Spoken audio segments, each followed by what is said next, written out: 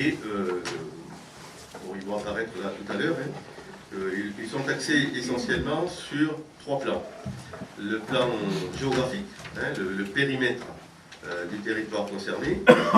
Le plan technique, c'est-à-dire le périmètre concerné qui induit évidemment une quantité de déchets, laquelle induit aussi les techniques possibles ou pas. Donc le côté technique est aussi un point de cette proposition. Et enfin, comme chaque fois désormais et partout dans le cadre de ce genre de dossier, les références aux lois Grenelle et aux contraintes mises en place par ces lois Grenelle sont évoquées. Donc nous évoquerons au travers de ce document les périmètres, les techniques, mais aussi les performances de valorisation énergétique des équipements. La proposition qui va vous être faite comporte un nombre important de scénarios possibles. À la fin, nous vous proposerons de ne retenir que ceux qui sont les plus réalistes par rapport à notre situation. Donc, j'ai souhaité que ça se fasse au niveau d'une délibération, même si c'est un avis plutôt, puisque le comité de la révision du plan départemental, nous, on n'est pas compétent pour la valider, mais au titre de notre participation au comité consultatif, nous devons donner un avis. Donc c'est ce que nous ferons après l'exposé. Alors je précise que ce que vous allez voir a été réalisé donc, en régie essentiellement par M. Lafont et les agents du SMOS, en partenariat aussi avec M. Delaroche, qui appartient au bureau d'études de Naldéo. Alors pourquoi on a compris ces précautions? Parce que, bon, certes, on n'est pas dans la précision absolue, mais on voulait tout de même, au niveau de la présentation à cette assemblée, apparaissent des chiffres et des éléments suffisamment réalistes. Voilà pourquoi on a essayé de travailler tout ça. Tous ces éléments donc, sont aujourd'hui à votre disposition. C'est ce qui va vous être présenté maintenant. Et donc, M. Lafont, je vous prie de bien vouloir nous exposer ce que vous avez fait là. Donc, la reprise des 4 scénarios du Conseil général. Donc, le premier qui est appelé scénario 0, qui consiste en la poursuite de la situation actuelle, chaque secteur transférant ses déchets, soit sur Montège, soit sur Aiguefonce.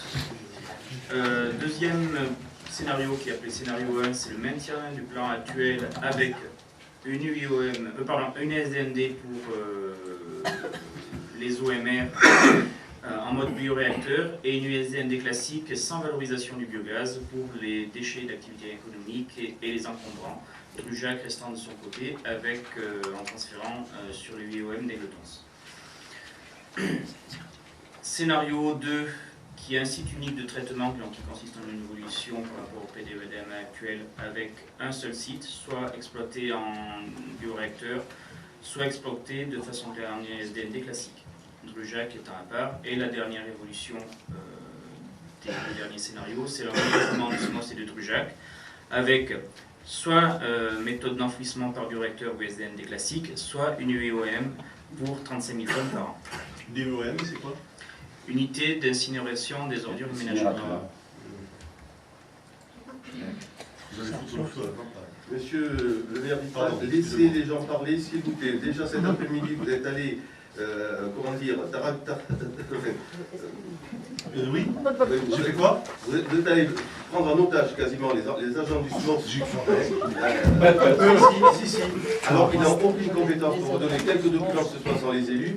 Vous êtes resté avec eux, il a fallu que je vienne pour leur permettre de partir. Alors s'il vous plaît, laissez-le au moins filer ce qu'il a fait. Et en otage, j'avais un stylo comme arme et les délibérations de l'ordre du jour. C'est ça. Comme ça et l'huissier. Et l'huissier de justice. C'est ça, un huissier. Et j'ai dû faire venir parce que... Bon, monsieur Lafont, s'il vous plaît, continuez. Justement, d'ailleurs, je voudrais... Dans cette séance, monsieur Gallo, c'est pas vous qui la dirigerez, c'est moi qui le ferai. Si on n'y arrive pas, on la reportera, mais j'y arriverai. Voilà. Alors ça, ce sont Continuez, allez-y. Ce sont les propositions du Conseil général, ces scénarios-là. Donc, le contexte de révision du plan nous amène aujourd'hui à étudier différentes solutions de traitement des déchets résiduels en rapport avec nos gisements et Ouest Cantal. Nous, on a étudié, comme ça avait été prévu en novembre dernier, plusieurs scénarios en y apportant un contenu technique plus détaillé. Donc, scénario 1, reprise du PDEDM actuel. Un deuxième scénario qui est un traitement des déchets par une filière de valorisation énergétique des déchets. Scénario 3, qui est traitement avec un regroupement de périmètre SMOS plus Sietom de Drujac, par une filière de valorisation locale énergétique des déchets. Et le scénario 4, qui est une coopération interdépartementale avec création de nouveaux sites de traitement par une filière valorisant aussi l'énergie des déchets.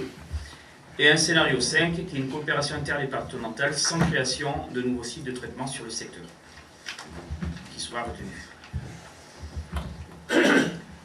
Le scénario 1 consiste à traiter l'ensemble des déchets résiduels du SMOS uniquement au moyen de 2 sites distincts.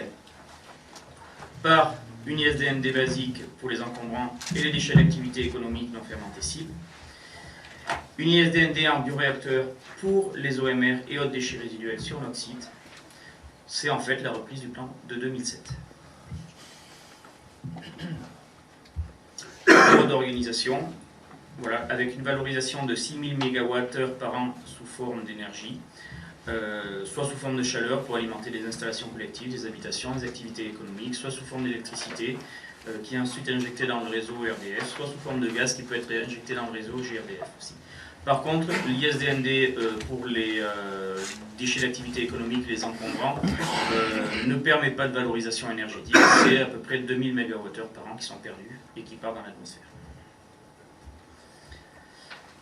Les performances économiques, on a à peu près 9500 tonnes par an qui sont traitées à 105-125 € la tonne sur l'ISDND pour les déchets d'activité économique encombrants, et 18 à 20 000 tonnes qui sont traitées à un coût de 80 à 90 €, ce qui fait un coût de moyen rapporté à la tonne de 100 à 110 € la tonne. Les investissements, c'est 24 millions d'euros, avec la possibilité de fournir une quantité de 6000 MWh de chaleur à un prix compétitif. Les impacts environnementaux en termes de surface, c'est 21 hectares qui sont utilisés directement pour les sites, dont 9 hectares de casier, et plus de 60 hectares si on inclut la bande d'isolement des 200 mètres. Le scénario 2. Ce sont un traitement local des déchets résiduels sur l'ensemble du périmètre SMOS actuel, sur un ou plusieurs sites complémentaires, avec une installation principale qui permet une valorisation potentielle énergétique des déchets selon 3 variantes, soit un bioréacteur, soit une unité de valorisation énergétique, soit une usine de séparation de la fraction fermentescible des ordures ménagères par un pré-tri mécano-biologique ou une presse extrudeuse, puis une unité de matérialisation de cette fraction fermentescible, couplée à une unité de production de CSR avec une unité de valorisation des combustibles solides de récupération. Alors, ce scénario correspond en fait à une évolution du plan en vigueur de 2007 qui conforme à la politique qui a toujours été impulsée par les élus du SMOS, à savoir valoriser au maximum les déchets avec aussi une valorisation énergétique. L'organisation, donc, le scénario 2A, donc, avec un bioréacteur, donc on a à peu près 18 000 tonnes de OMR et 1500 tonnes de déchets d'activité économique non fermentescibles qui vont directement dans le bioréacteur. Les déchets d'activité économique non fermentescibles, les encombrants, nécessitent un pré-traitement par une unité de broyage qui permet aussi de recycler à peu près 1000 tonnes par an de matériaux divers. Ça nous apporte aussi, ça permet de produire 8000 MWh de chaleur, d'énergie valorisée sous forme de chaleur, d'électricité ou de gaz. La chaleur peut servir à alimenter des installations collectives, des habitations, des activités économiques. L'électricité, elle peut être injectée sur le réseau RDF. Le gaz peut être injecté sur le réseau RDF. Voilà. Mais ça, c'est l'énergie produite à partir du biogaz. En termes de performance, ça permet un coût moyen de traitement de 80 à 90 € la tonne hors TVA. Des investissements initiaux de 17 millions d'euros. Alors les investissements totaux, 17 millions d'euros. La possibilité de fournir une chaleur à prix compétitif pour un potentiel d'environ 8000 MWh par an.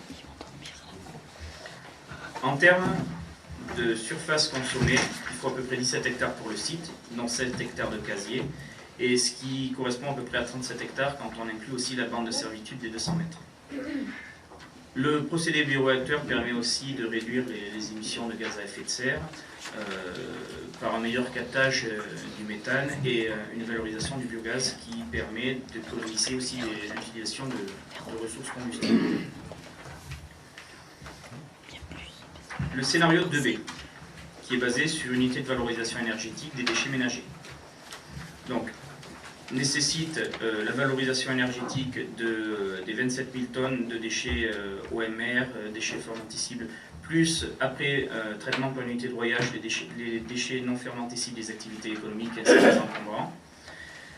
Ce qui fait un gisement total de 27 000 tonnes, mais une nécessité de dimensionner l'usine à 40 000 tonnes, qui est un seuil de faisabilité technique et économique.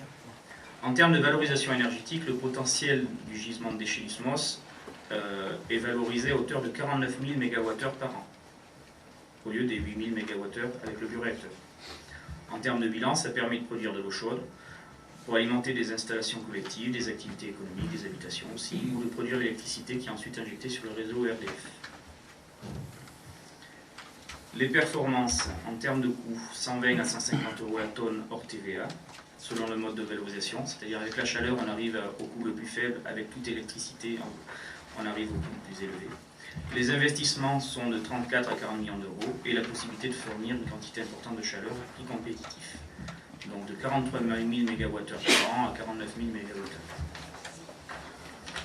En termes d'impact de surface consommée, on a 2 hectares, besoin de 2 hectares pour le site. Et en termes de performance environnementale, ça permet aussi une diminution des gaz à effet de serre par justement une utilisation d'un combustible alternatif qui évite d'utiliser combustible textile et la non-production de méthane. Et une valorisation énergétique maximale. Le scénario 2C. Alors, c'est un scénario un peu plus complexe, mais qui permet une valorisation maximale en termes de valorisation matière et de valorisation énergétique. Donc, avec tout ce qui est OMR et déchets d'activité économique fermentescibles qui sont traités dans une ligne d'extraction de la fraction fermentescible des ordures ménagères, d'une capacité de 20 000 tonnes par an, une partie des produits qui sont traités dans cette ligne d'extraction servent à alimenter un méthaniseur pour une quantité, la quantité valorisable est de 7 000 tonnes par an de FOM, qui permet de produire de la chaleur, de l'électricité et du gaz. Le résidu solide est valorisé sous forme de digestat, sous forme de valorisation agricole. La ligne de préparation de CSR, en fait, c'est à partir des déchets en entrée, il y a un tri, un calibrage, un broyage qui se fait pour avoir un produit calibré avec une qualité répondant à des normes strictes, qui ensuite peuvent faire l'objet d'une valorisation dans une unité de valorisation spécifique. La capacité produite sur le SMOS est de 13 000 tonnes par an. Par contre, on ne peut pas dimensionner une unité de valorisation à moins de 30 000 tonnes par an. Ça permet aussi d'extraire des matériaux pour du recyclage à hauteur de 2 000 tonnes par an, des métaux, des cartons plastiques, et de produire de l'énergie sous forme d'eau chaude, de vapeur et d'électricité. Les performances en termes de coûts sont de 105 à 130 € la tonne, selon le mode de valorisation. Les investissements totaux sont de 34 à 42 millions d'euros, avec toujours la possibilité de fournir des chaleurs à prix compétitif. Alors, il faut avoir conscience, par contre, que pour les ouvrages de pré-traitement et le méthaniseur, le SMOS les construit pour ses besoins propres, mais il est obligé de surdimensionner l'UVE CSR. C'est-à-dire que pour l'unité de pré-traitement et le méthaniseur, on peut avoir un dimensionnement sur leur gisement de déchets. Par contre, pour l'UVE des CSR, les combustibles solides de récupération, on est obligé de surdimensionner parce qu'on ne peut pas raisonnablement descendre en dessous de 30 000 tonnes par an. Donc il est peu probable qu'une collectivité puisse investir sur une usine dimensionnée pour plus du double de ses besoins.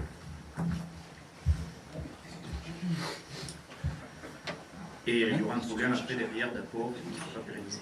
En termes de performance énergétique, le gisement de déchets du SMOS représente à peu près 38 000 MWh par an selon ce scénario de valorisation. En termes de performance environnementale, on a 6 hectares qui sont utilisés pour l'ensemble des différents sites. Et ça permet aussi une diminution des gaz à effet de serre et du bilan carbone grâce à une valorisation énergétique maximum, mais aussi grâce à une valorisation matière qui permet d'économiser des ressources naturelles.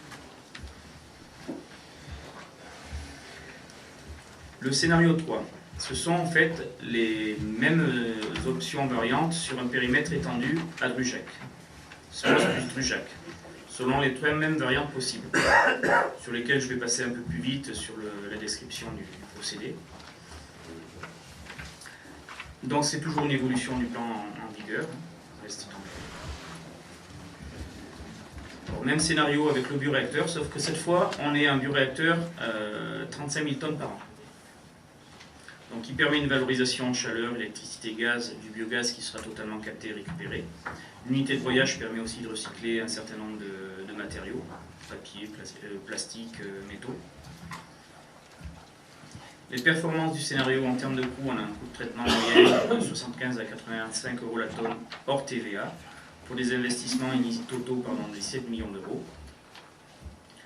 La capacité énergétique est d'environ 11 000 MWh par an. En termes d'impact environnemental, on a 17 hectares qui sont nécessaires pour le site, dont 7 hectares de casier, et environ 37 hectares de zone de servitude, en incluant la bande des 200 mètres. Le scénario 3B, qui est toujours les mêmes techniques que le 2B, mais sur un périmètre étendu. Donc on voit que pour l'unité de valorisation énergétique, on a 34 000 tonnes qui sont prévues d'entrer dans cette installation, qui est dimensionnée à 40 000 tonnes. En termes de valorisation énergétique, on monte un potentiel énergétique de 62 000 MWh par an.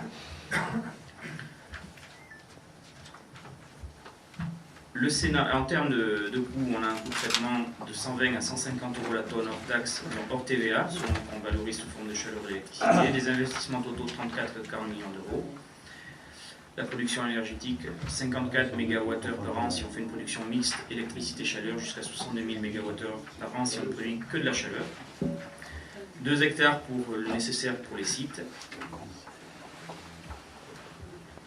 Le scénario 3C, toujours un mixage extraction, production de fractions fermentescibles d'ordures ménagères valorisées dans un méthaniseur et couplé à une préparation de combustible solide de récupération. Le méthaniseur, on arrive à 9 000 tonnes de fractions fermentescibles sur l'ensemble du gisement de déchets traités qui serait valorisé, donc qui permet une valorisation du biogaz sous forme de chaleur, électricité, gaz. Les CSR, on est à 16 700 tonnes de potentiel sur l'ensemble de ce périmètre, pour une usine dimensionnée à 30 000 tonnes par an. En termes de coût, on est entre 100 et 125 € la tonne selon le mode de valorisation. Les investissements totaux, 34 à 42 millions d'euros.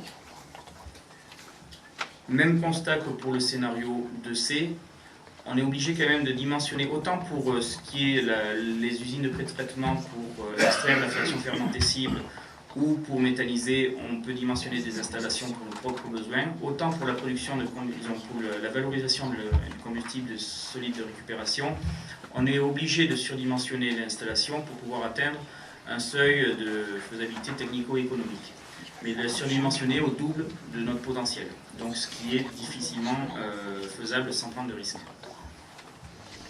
En termes de performance énergétique, on est entre 42 000 et 48 000 MWh par an d'énergie utilisable. En termes de surface, on reste toujours sur les mêmes ordres de grandeur que précédemment, c'est-à-dire 6 hectares. Le scénario 4 est une évolution par une coopération interdépartementale entre territoires voisins sur un ou plusieurs sites complémentaires avec une installation principale qui permette une valorisation énergétique des déchets, selon 3 variantes possibles, les 3 mêmes variantes que celles exposées précédemment, tout en optimisant les capacités résiduelles des autres équipements. C'est-à-dire ne pas aller créer des surcapacités, alors qu'il y a peut-être des équipements aussi qui ne fonctionnent pas au maximum de leur capacité. C'est-à-dire créer des équipements permettant de traiter le résiduel sur le territoire élargi, sur le périmètre élargi. Selon les 3 mêmes variantes que celles exposées précédemment. Alors, le périmètre a été donné à titre d'exemple, parce que pour définir un périmètre plus précisément, il est nécessaire de mener une coopération entre les départements, et de mener des études entre départements, entre syndicats départementaux. Donc, C'est un ordre de grandeur réaliste qui a été fait à partir de l'étude des rapports annuels des autres syndicats et des populations. Donc on peut monter un gisement de 80 000 tonnes par an de déchets résiduels à traiter, ce qui permet par exemple avec un bioréacteur une valorisation énergétique de 24 000 MWh par an. Donc, toujours les mêmes valorisations du biogaz sous forme de chaleur, électricité, gaz. En termes de coût, on arrive à un coût moyen de 60 à 70 € la tonne hors TVA pour des investissements totaux de 29 millions d'euros, avec toujours la possibilité de fournir une chaleur à prix compétitif, à hauteur de 20 à 24 000 MWh par an. En termes de performance environnementale, on est sur un besoin pour le site d'environ 40 à 60 hectares, dont 15 à 20 hectares pour les casiers, et environ 100 hectares en incluant la bande de servitude des 200 mètres.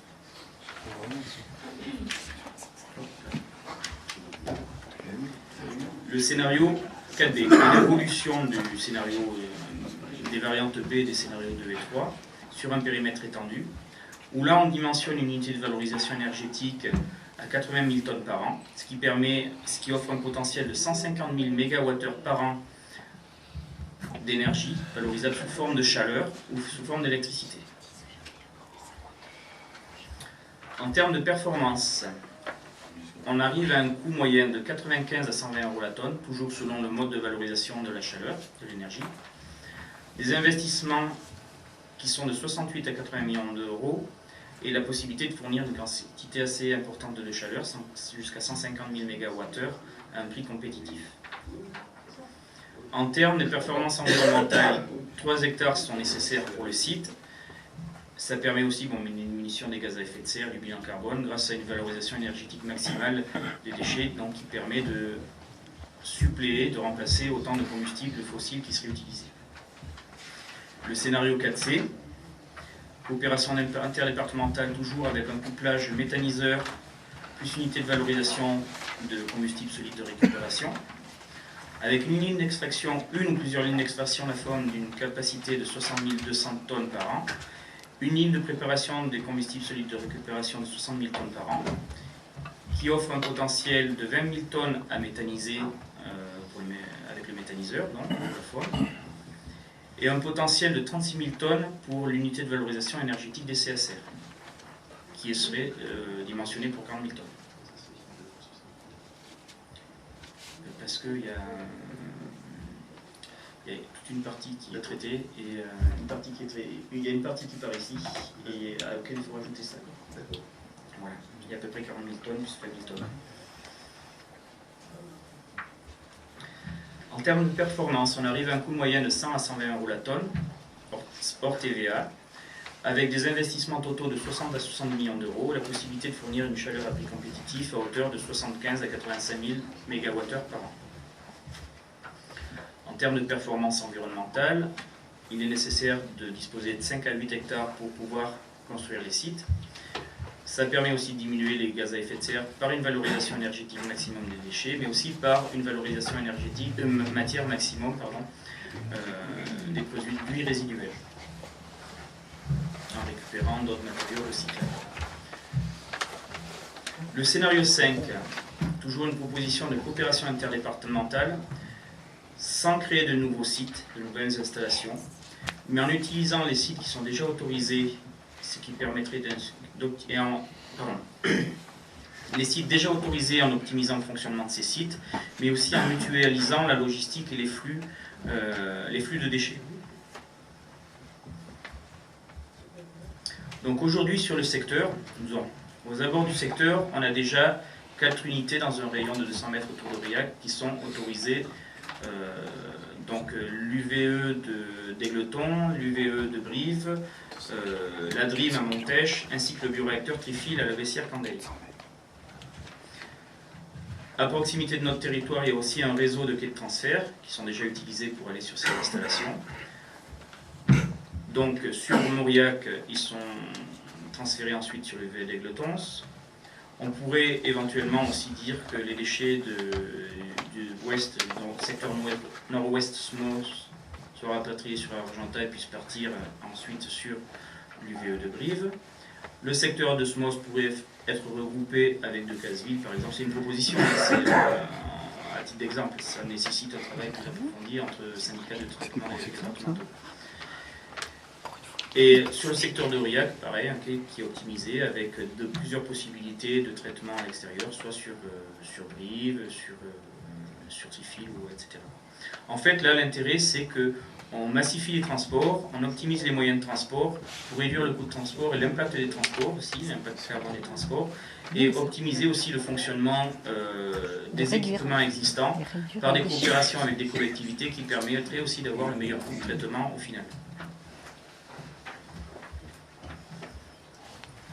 Alors, en termes d'investissement, on est sur 3 millions d'euros pour pouvoir mettre en œuvre ce scénario, avec un coût moyen de traitement de 65 à 105 euros la tonne selon l'exutoire, avec une politique d'optimisation du tri et de la réduction des déchets.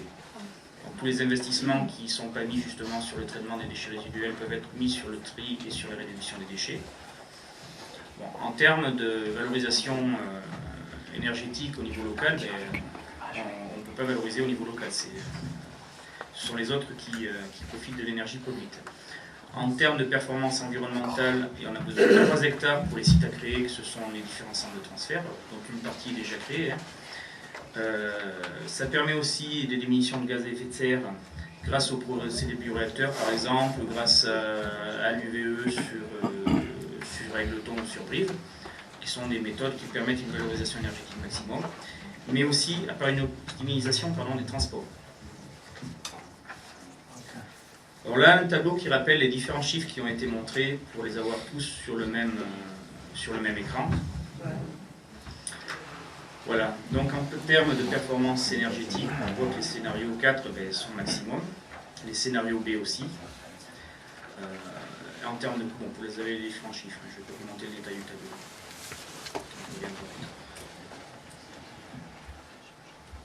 Un graphe pour montrer la performance énergétique des différents scénarios aussi, sur le même tableau.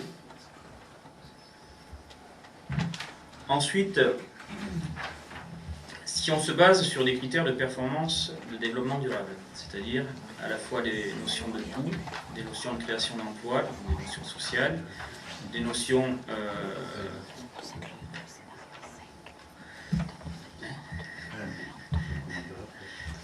aussi d'impact environnementaux. Alors bon, plusieurs critères peuvent être utilisés. Nous, on a repris les critères les plus objectifs dans le cadre des travaux qu'on a réalisés.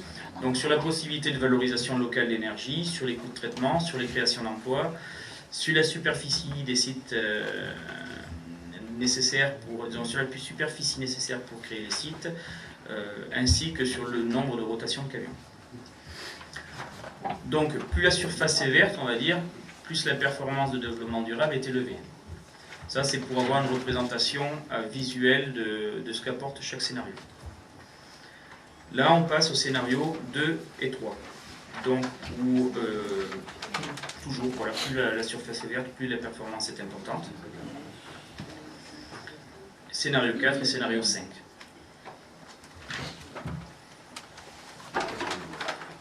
L'ensemble des scénarios regroupés sur une même diapositive. Rentrer dans le détail. Alors, comment ont été notés chacun scénario sur chaque critère? Le meilleur obtenait la meilleure note et le moins bon a été comparé en fait aux autres sites. Donc 100% c'est celui qui avait la meilleure note et après derrière vous obtenez une note en pourcentage en comparaison au meilleur. Comme on compare le prix dans les marchés publics. Alors, pour les scénarios sur l'ensemble du périmètre SMOS uniquement. On a un gisement de déchets résiduels d'environ 29 500 tonnes. Si on fait des projections en termes d'évolution de population... Il a augmenté, Non, il est de 29 500 tonnes en 2011. Ouais. Voilà, ouais. Ça va augmenter? Non. 23 000. Non, ça c'est OMR, encombrant, déchets d'activité économique. Ce ne sont pas que les OMR, voilà. Il y a aussi encombrant et déchets d'activité économique. Ce sont les encombrants et les déchets d'activité économique. C'est l'ensemble du périmètre, on travaille sur l'ensemble du périmètre des déchets résiduels. Donc, avec les projections de population, les efforts de tri et les efforts de prévention qui sont attendus, donc, par les objectifs du Grenelle, etc., Le gisement à l'horizon 2020-2025 tournerait plutôt autour de 27 300 tonnes. Ce qui veut dire, en application des évolutions réglementaires récentes qui sont intervenues suite au Grenelle de l'environnement, qui demandent à une limitation de capacité à 60% du gisement total du périmètre, qui inclut aussi tous les déchets triés, recyclés, etc. Donc on est plutôt sur un gisement total d'environ 50 à 55 000 tonnes. On a une limite réglementaire à ne pas dépasser de 35 000 tonnes par an de nouvelles capacités de traitement. Sauf qu'on a vu que pour chacune des solutions, on est plutôt sur un seuil de faisabilité technico-économique de 40 000 tonnes par an, quelle que soit la méthode. Sur les scénarios 1, aujourd'hui on a mené en 2012 un travail sur un retour d'expérience des bioréacteurs. On a recensé tous les bioréacteurs en France, avec leurs caractéristiques. On n'a pas trouvé un seul bioréacteur à moins de 20 000 tonnes par an. On notera les forts impacts environnementaux, puisque ça nécessite quand même une surface importante pour pouvoir bâtir les deux sites, avec des coûts de traitement élevés, des investissements cumulés relativement élevés, pour des performances environnementales et économiques assez faibles. Et une complexité de fonctionnement liée à faire fonctionner deux sites en même temps, avec des moyens en redondance, en double, une gestion en redondance, en double, etc. Sur le scénario 2A, sur le retour d'expérience qu'on a fait en 2012, on n'a pas trouvé de site à moins de 30 000 tonnes par an en France. Bon, il y a quand même des impacts environnementaux en termes de surface consommée, des coûts de traitement qui sont limités, des investissements limités avec de bonnes performances environnementales avec cette méthode. En termes de mise en œuvre, c'est assez simple, tant par le fonctionnement que par la création du site. Il y a une problématique à traiter, c'est de trouver un débouché chaleur pour une valorisation locale. Bon, vu la quantité produite, on répond très vite à des besoins. Le scénario 2B, donc, qui est une UVE pour l'ensemble des déchets ménagers assimilés. Il n'est pas envisageable de créer un tel équipement pour moins de 35 000 à 40 000 tonnes par an. Donc ça veut dire que si on crée un tel équipement, il faudrait trouver 13 000 tonnes de déchets à traiter. Donc élargir le périmètre et trouver 13 000 tonnes de déchets supplémentaires à traiter. Ce qui est quand même assez conséquent. Et tout ça en restant... il faut élargir le périmètre de traitement pour rester dans les limites de capacité fixées par la loi à 60%. Carrefour qui arrive, ça. Pardon ? Avec Carrefour qui arrive. Donc, les investissements sont élevés. Et, par contre, ce qu'il faut savoir, c'est que localement, c'est quand même assez difficile de trouver un débouché chaleur suffisant. Même constat pour le scénario 2C, où on a besoin d'une usine minimum de 30 000 tonnes par an pour valoriser les combustibles solides de récupération. Ça veut dire qu'il faut trouver un gisement de 17 000 tonnes par an et élargir le périmètre de traitement. Ça permet de très bonnes performances environnementales, une complexité de fonctionnement et de mise en œuvre qui est assez réelle, liée au nombre d'exutoires et de filières et aux faibles quantités sur notre secteur de traitement. Et la nécessité de trouver un débouché chaleur à haut niveau local, mais ce qui est possible vu la quantité d'énergie produite.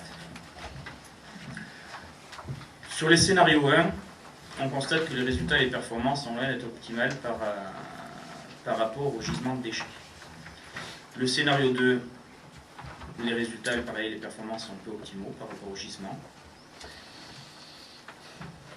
Le scénario 2B n'est pas faisable, ainsi que le scénario 2C, concernant la faisabilité technico-économique d'une unité de valorisation énergétique pour moins de 30 à 40 000 tonnes par an, selon le procédé.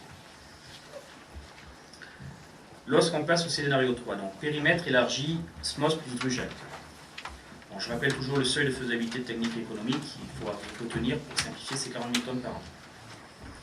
Les gisements, on constate qu'en étendant ce périmètre, on en approche.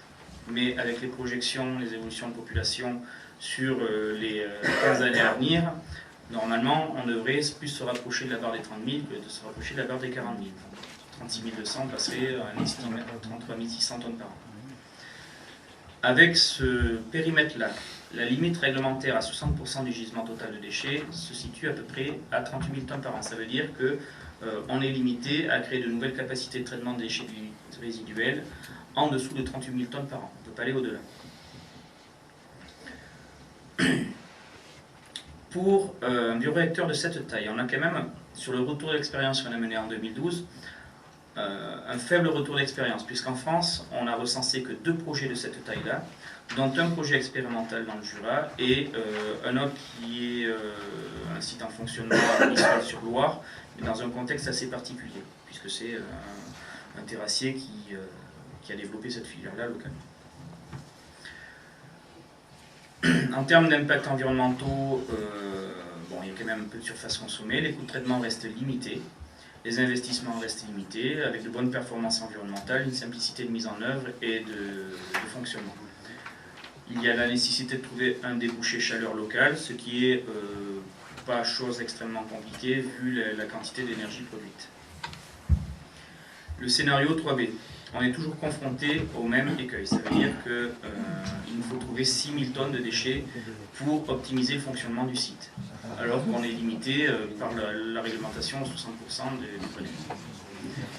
Donc de bonnes performances environnementales et économiques, des coûts de traitement qui sont quand même élevés pour des investissements élevés. Et sur le secteur, localement, Smos plus Drujac, il n'y a pas énormément de débouchés suffisamment importants en local pour... il n'y en a pas beaucoup. Pour valoriser la chaleur issue des déchets. Le scénario 3C, même constat. Je passe assez vite. Le scénario, en termes de conclusion, sur un point de vue technique, les résultats et les performances sont quand même peu optimaux pour le scénario 3A. Le scénario 3B est faisable, mais il est quand même risqué. Et il est loin d'être optimal. Le scénario 3C, vu la nécessité encore de trouver 13 000 tonnes de CSR, donc élargir le périmètre de traitement et le potentiel, n'est pas faisable. On passe au scénario 4. Alors là, c'est une référence qui a été prise à titre illustratif. On a besoin d'avoir un chiffre pour pouvoir comparer ce qui est comparable et donner des chiffres réalistes. Sur un périmètre de 250 000 habitants, englobant les territoires voisins, on arrive à une quantité de déchets résiduels d'environ 80 000 tonnes par an. Donc là, on voit qu'on dépasse le seuil de faisabilité technico-économique de 40 000 tonnes par an. 250 000 habitants.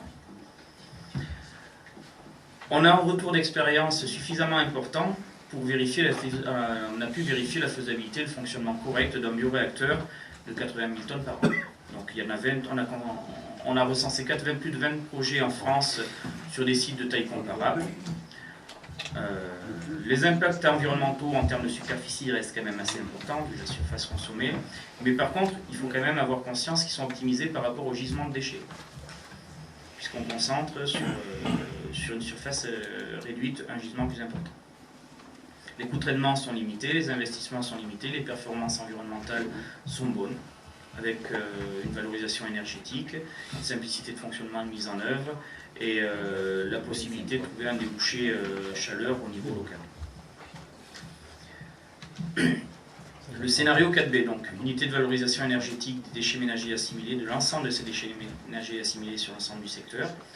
Là, pareil, on a un retour d'expérience assez important pour s'assurer la faisabilité du fonctionnement correct aux conditions techniques et économiques actuelles pour créer un tel équipement.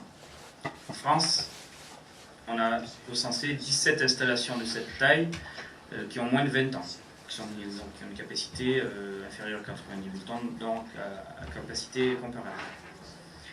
Performances environnementales et économiques avec la valorisation énergétique sont bonnes, permettant des coûts de traitement limités. Par contre, les investissements restent à la taille du périmètre, ce sont des investissements plus élevés. Ça nous permet quand même la valorisation énergétique maximale du potentiel contenu dans les déchets. Et ça avec la possibilité de trouver sur un périmètre élargi des débouchés, chaleur, d'utilisation de chaleur en rapport. Le scénario 4C, donc méthanisation plus valorisation énergétique de combustible solide de récupération. Là, pareil, on a un retour d'expérience suffisant qui nous permet de nous assurer de la faisabilité d'une installation, puisqu'on a 7 unités de ce genre en France de moins de 20 ans autorisées sur le territoire. 7 drôles de grandeur. Donc pareil, les coûts de traitement limités, investissement qui est élevé à maîtriser, qui est un peu plus faible que sur le scénario 4B. De très bonnes performances environnementales avec une valorisation matière, donc c'est-à-dire recyclage des produits encore contenus dans les résiduels maximum, et une valorisation énergétique optimisée. Il y a quand même, pour relever une complexité de fonctionnement, parce qu'il y a plusieurs filières, plusieurs exutoires à trouver. Il y a un potentiel énergétique qui est important, mais qui, sur un territoire énergique, a plus de facilité de trouver un débouché. Le scénario 5, contrairement à ce qu'on peut penser, les coûts de traitement restent quand même relativement limités. Le fait qu'il y ait des investissements minimums qui soient utilisés pour le traitement des déchets résiduels permet d'investir davantage sur la prévention, les collectes sélectives et le tri, et donc d'abaisser aussi le coût de traitement des résiduels, on ne va pas dire à la tonne, mais à l'habitant. Ça permet aussi d'optimiser par coopération interdépartementale les flux, c'est-à-dire que là où on crée des fois des centres de transfert à 1500 tonnes, on peut avoir des centres de transfert à 4000, 5000 tonnes avec des moyens de transport optimisés. Ça permet sur l'ensemble des territoires qui coopèrent, mais aussi des territoires voisins dont on aura optimisé les sites, de mener des politiques ambitieuses de réduction des déchets. Donc finalement, les performances environnementales ne sont pas si mauvaises, elles sont plutôt bonnes. On optimise les unités existantes et leur fonctionnement. Ça incite aussi au recours à l'enfouissement et à l'incinération par une augmentation du tri et de la prévention, ce qui est conforme au Grenelle. Et aussi, ça limite le nombre d'unités, de petites unités sur le territoire national. Ça évite un mitage par les unités de moins de 50 000 tonnes par an. Par contre, ce qu'il faut avoir conscience, c'est qu'il n'y a pas de possibilité de valorisation énergétique locale, sauf si derrière on a un mix avec des unités de méthanisation et d'autres équipements qui relèvent du 4C. La conclusion pour l'ensemble de ces scénarios, le 4A, donc c'est faisable, les résultats et les performances sont optimisées par rapport au gisement de déchets. Même constat pour le 4B, ainsi que pour le 4C, ainsi que pour le 5. Donc l'ensemble de cette coopération interdépartementale permet d'optimiser tant la faisabilité que les performances sur les différentes solutions qui s'offrent à nous. Maintenant, une petite analyse de la réglementation pour se ramener à ce que nous demande aujourd'hui la loi. Suite aux évolutions réglementaires qui ont eu lieu depuis 2007, notamment avec le Grenelle en 2010, les lois de Grenelle de 2010 et de 2011, la priorité est de prévenir et de réduire la production et la nocivité des déchets, en favorisant le réemploi. Ensuite, il faut mettre en place, pour la gestion de l'élimination des déchets, une hiérarchie. Donc, la première est de préparer en vue de la réutilisation. Ensuite, c'est de recycler au maximum ce qui peut être recyclé sous forme de matière. Ensuite, le troisième niveau hiérarchique de traitement, c'est la valorisation, notamment énergétique, et l'élimination est le dernier échelon. Bon, après là, ça je passe assez rapidement, vous l'avez reçu, les documents que vous avez reçus.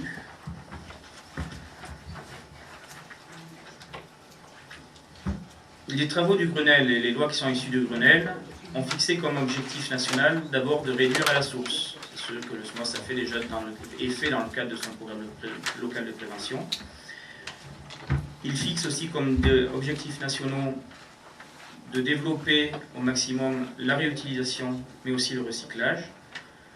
Bon, une extension aussi de la responsabilité élargie des producteurs. Donc les producteurs de ce qui devient un déchet aussi doivent mettre la main à la poche et favoriser l'apparition et le développement de certaines filières. Et demande aussi la réduction de l'incinération et du stockage. Par contre, il encourage fortement la valorisation de la chaleur produite par l'incinération ou par la valorisation du biogaz. Donc, bon, ça suppose l'implication de tous les partenaires concernés, pas seulement de ceux qui traitent les déchets. Et il y a quand même un autre paramètre à prendre en compte, suite aux évolutions de Grenelle, et que j'ai déjà exposé précédemment, c'est qu'il faut limiter le dimensionnement des nouveaux équipements ou de toute extension d'équipement à 60% du gisement total. Pas du gisement des déchets résiduels, du gisement total, en incluant les déchets qui font l'objet aussi d'une valorisation. Lorsqu'on analyse le contenu technique des scénarios qui viennent d'être exposés, et cette réglementation, il y a quand même des fois certaines approches paradoxales ou certaines conclusions paradoxales. Et derrière, l'interprétation stricte de la réglementation conduit à mettre en place des solutions et des politiques antagonistes, contraires aux objectifs fixés au niveau national, voire impossibles à réaliser. Par exemple, quand on nous demande de traiter nos déchets en local, sur un périmètre réduit. Ça oblige à multiplier les petits sites de stockage, qui sont les seuls sites faisables. On ne peut pas faire d'autres méthodes de traitement. Alors que les objectifs et politiques de prévention, tri et valorisation ne peuvent conduire qu'à sous-alimenter les nouvelles capacités de traitement concrets.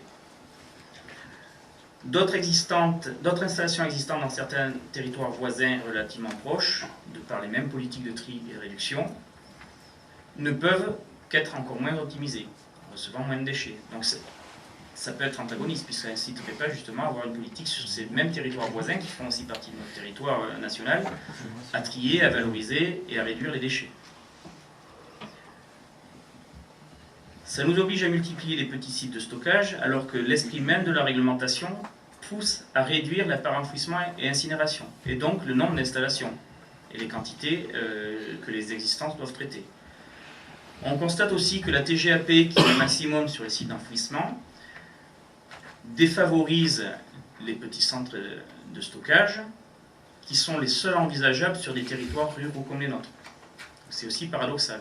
Les seules possibilités qui s'offrent à nous, c'est celle pour laquelle la réglementation impose une taxe générale sur les activités polluantes maximum.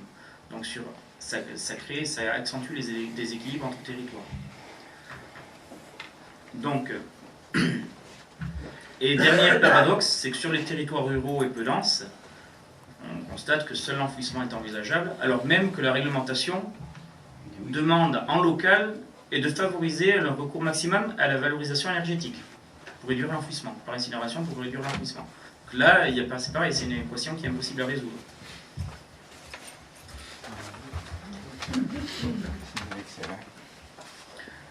Donc, comme je vous ai dit, traitement local égale multiplier le nombre de petits sites de stockage pour des territoires plus ruraux.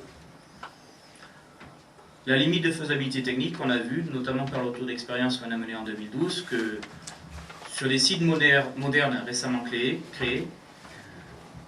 les plus petites installations se situent à 40 000 tonnes par an. Ça veut dire que sur notre territoire, en dessous de 40 000 tonnes, on prend quand même un risque technique et économique. Alors que la réglementation nous oblige à nous limiter sur notre secteur SMOS à 35 000 tonnes par an. Pareil, là il y a une discordance entre les deux objectifs. Cela aussi, pour des petites quantités, nécessite quand même à réaliser des investissements lourds pour traiter des déchets résiduels à partir de méthodes qui ne répondent pas aux objectifs réglementaires. Donc, ces investissements pourraient être utilisés pour améliorer les collectes sélectives, améliorer le tri, donc diminuer les quantités de déchets résiduels, améliorer les équipements de tri et de valorisation, améliorer leur performance, pour là aussi avoir en sortie le moins possible de déchets résiduels à traiter par enfouissement ou incinération. Ça permettrait aussi les investissements lourds utilisés pour des petits sites de traitement de déchets résiduels, c'est autant d'investissements qui ne peuvent pas être utilisés pour créer de nouveaux équipements de valorisation, souvent moins coûteux, comme des plateformes de méthanisation de compostage, pour créer des outils de prévention, tels que les ressourceries, ou alors pour derrière faire un effort sur la massification des transports, c'est-à-dire que au lieu de générer plusieurs flux de petits camions, faire en sorte que les transports soient massifiés avec des moyens de transport plus lourds, limitant tant le coût à la tonne que l'impact environnemental aussi à la tonne. Donc voilà, ça c'était pour présenter un peu le paradoxe qu'il peut y avoir entre une analyse d'un contenu technique de solutions de traitement qui s'offre avec des scénarios en rapport avec notre territoire et nos gisements et avec ce que nous demande la réglementation. La proposition du SMOS dans le cadre de l'élaboration du futur plan départemental de gestion des déchets non dangereux. Selon la logique technique de l'analyse, qui est donc une analyse purement technique, sur les différents scénarios et solutions proposées, après classement par ordre d'intérêt décroissant, c'est-à-dire le premier scénario présenté est celui qui techniquement et économiquement présente le plus d'intérêt, et le dernier qui sera présenté, ça sera celui qui présente le moins d'intérêt. Le plus intéressant, tant au niveau technique qu'économique, c'est qu'on mette en place un traitement local avec un périmètre élargi à l'échelle interdépartementale, c'est-à-dire qu'on coopère avec les syndicats départementaux voisins pour gérer nos services de traitement, valorisation de déchets. Soit en mettant en place des solutions de traitement mutualisées et création de nouveaux équipements, tout en utilisant les capacités existantes et en les optimisant, et en ne créant que ce qui est nécessaire de créer, avec l'intégration d'une politique de prévention et de tri pour dimensionner le résiduel à traiter, soit en utilisant les services existants dans un périmètre, en massifiant et en mettant l'effort sur l'optimisation des transports et en se gardant de la réserve d'investissement pour développer des politiques de tri, prévention, traitement et les équipements associés.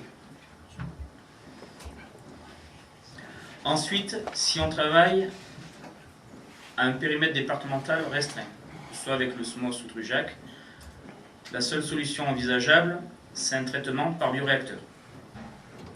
Voilà. Ou, quand on regroupe TRUJAC, on approche du seuil de faisabilité d'une installation, d'une unité de valorisation énergétique traitant l'ensemble des déchets ménagers assimilés. Par contre, le scénario 1 qui consiste à 2 sites, 2B qui consiste à une UVE pour les déchets ménagers du SMOS seul, ou alors méthanisation plus production de CSR sur le périmètre SMOS seul ou SMOS plus TRUJAC, ce n'est pas faisable techniquement et économiquement, compte tenu des faibles quantités de déchets. Alors, ce qui est proposé, c'est que ce travail soit une proposition qui sera faite au Conseil général dans le cadre de la révision du plan départemental. Comme je vous ai expliqué, c'est une analyse technique des territoires, des gisements, des méthodes qui ont été mis en rapport les uns avec les autres. C'est-à-dire qu'il était hors de question d'aller proposer une méthode qui ne serait pas en rapport avec les possibilités du territoire, ni avec les gisements, ou avec les réalités du territoire. Le SMOS propose que ces 3 scénarios soient intégrés dans le futur plan, non pas comme hypothèse de départ de travail à faire une sélection pour derrière aboutir à un plan, mais que l'ensemble de ces scénarios soient intégrés dans le plan, sans en rejeter aucun, avec un ordre de préférence selon l'ordre d'intérêt suggéré, qui permettra aux élus, dans différents syndicats de traitement, de travailler sur la faisabilité des scénarios, c'est-à-dire que là, le niveau de détail qui atteint aujourd'hui, on est plus qu'à une simple édiction de principes selon des principes de fonctionnement avec des ratios nationaux. On a quand même poussé la réflexion à de la préfiguration. L'étape suivante, c'est l'étude de faisabilité. Donc, seules les études de faisabilité, ensuite, permettront de fournir aux élus les éléments pour se prononcer si oui ou non le scénario est faisable. Mais c'est qu'à l'issue d'études abouties qu'on peut avoir tous les éléments pour dire techniquement c'est jouable, économiquement aussi. Merci. Merci M. Lafont. Je voulais vous remercier pour ce travail, parce que je crois que c'est un gros travail que vous avez fait là. On va engager le dialogue là-dessus. Je voudrais quand même souligner le fait que si on a voulu s'intéresser à un périmètre élargi, c'est que les contraintes qui s'imposent régulièrement à tous les gestionnaires, je vais dire entre guillemets, du traitement des déchets, sont de plus en plus lourds. J'ai un papier ici, je ne sais pas où, là, sur les biodéchets, bon, qui indique que dans les années, je ne sais pas combien, dans le projet d'arrêté révisant l'arrêté ministériel de 1997 sur les installations de stockage de déchets non dangereux, déchets autorisés, les déchets non dangereux résiduels, c'est-à-dire qui ont fait l'objet au préalable d'une opération de collecte séparée et de tri et non destinée à une valorisation matière ou énergétique. Interdiction, biodéchets des gros producteurs, déchets de papier, en refus, etc.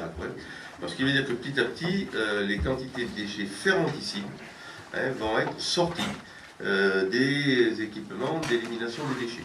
Bioréacteurs, incinérateurs, ce qu'on voudra. Donc, quand on parle des 60% de contraintes SAN1, mais il y a aussi l'évolution prévue et qui se met en place quand même de la façon de trier, séparer les déchets. Et que donc, quand on a simplement des extensions d'équipements à faire, bon voilà, la question ne se pose pas exactement de la même façon que pour nous. Nous, non seulement il faut qu'on crée un équipement d'élimination, mais on n'a pas non plus les autres équipements dans la gestion des déchets. Ce qui fait donc prendre des risques sur un équipement qui pourrait être mis en place, honnêtement, au départ, voilà, parce que bon, on a vu que dans le scénario avec TRUJAC, il y avait des possibilités. Bon, on peut toujours évoquer l'accélération, ça m'étonnerait qu'on soit si proche que ça pour en parler. Mais le reste, on peut. Hein. Sauf que petit à petit, les contraintes vont peser sur cet équipement. D'abord sur la population de notre secteur, voilà. Ensuite sur la façon de gérer les déchets. Les gens ont des habitudes différentes et petit à petit, ça rentre dans les habitudes. Et enfin, pour répondre aux contraintes normales que la loi va imposer et qui évidemment seront contrôlés sérieusement par les organismes compétents. Tout ça fait que on peut, bon, manifestement dans ce qu'on a présenté, il n'y a rien qui est rejeté. Voilà, c'est à disposition des élus, chacun fait ce qu'il veut. Mais je pense que, autant dans le plan départemental actuel, on était allé jusqu'au bout de ce qu'on pouvait faire sur les contraintes du plan départemental actuel, vous l'avez contesté quand j'avais dit que c'était responsable, je le mettais quand même, mais il me semble qu'encore plus responsable, c'est de le placer en rapport avec les textes et le fonctionnement plus général du traitement des déchets. C'est ce qui est fait là. Alors, la proposition, certes, c'est seulement un avis. Et bien évidemment, le plan départemental, c'est le Conseil général qui l'adopte. C'est pas nous, on donne un avis. Moi, je souhaite que l'avis qu'on va donner soit pris intégralement comme ça, puisque, on connaît quand même le fonctionnement et l'attrait de ce genre d'équipement. Le Conseil général ne veut pas entendre parler d'exportation à aucun prix, il n'empêche que c'est une solution plausible quand même. Donc écarter d'ores et déjà telle ou telle solution me semble pas tout à fait normal. Voilà. Bon, je voulais dire ça. Bon, remercie encore une fois. Bon, je pense que M. Delaroche va peut-être apporter un petit complément là-dessus. J'insiste tout de même, moi, sur nos quantités de déchets et aussi, quelque chose qui est beaucoup plus intéressant, la valorisation énergétique et la possibilité d'intégrer ce genre de dossier dans les alternances énergétiques, la transition énergétique. Voilà, Monsieur Delaroche, vous voulez rajouter quelque chose? Juste un petit point sur une question sous-jacente finalement à tout ce débat, qui porte sur la taille du SMOS, le syndicat de traitement des déchets que constitue le SMOS, finalement est d'une petite taille. Quand on regarde à l'échelle nationale, des structures de traitement qui aujourd'hui veulent porter un projet de traitement dans sa globalité, je ne parle pas seulement d'un pré-traitement, mais d'un traitement complet avec, in fine, donc l'incinération ou le stockage à terme, ce sont souvent des collectivités qui font au moins 200 ou 300 000 habitants qui portent de tels projets.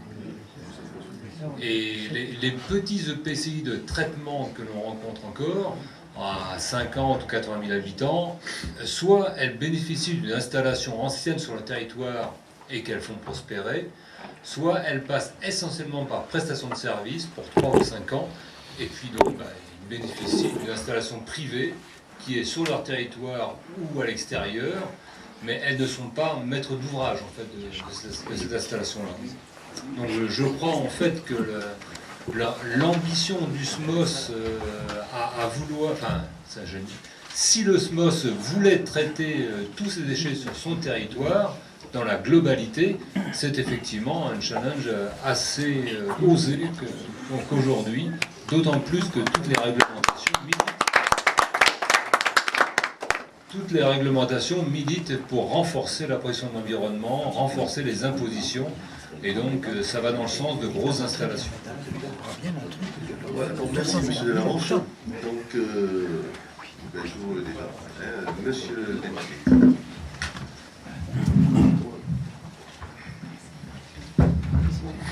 Merci Monsieur le Président. Je prends la parole parce que je devrais m'absenter à 21h30. Moi je voudrais, comme vous, vous féliciter de l'excellente présentation qui vient d'avoir lieu. D'abord pour son objectivité, pour sa hauteur de vue et pour le caractère dépassionné de cette présentation qui a l'avantage, au-delà des aspects théoriques et techniques, de confronter les diverses solutions avec les contraintes réelles du nombre de tonnes de déchets produits et d'essayer de faire une étude comparative en termes d'aspect environnemental. La première conclusion qu'on peut tirer, c'est que le plan de 2007 doit évoluer et qu'il est, en tout cas en l'état, impossible à mettre en œuvre, et que peut-être la facilité intellectuelle qui consistait à dire que les conseils généraux étant compétents en matière de schéma départemental, il fallait trouver une solution infradépartementale dans chaque département, de manière à pouvoir être capable de traiter soi-même ses propres déchets, ce qui paraît à première vue une solution la plus responsable.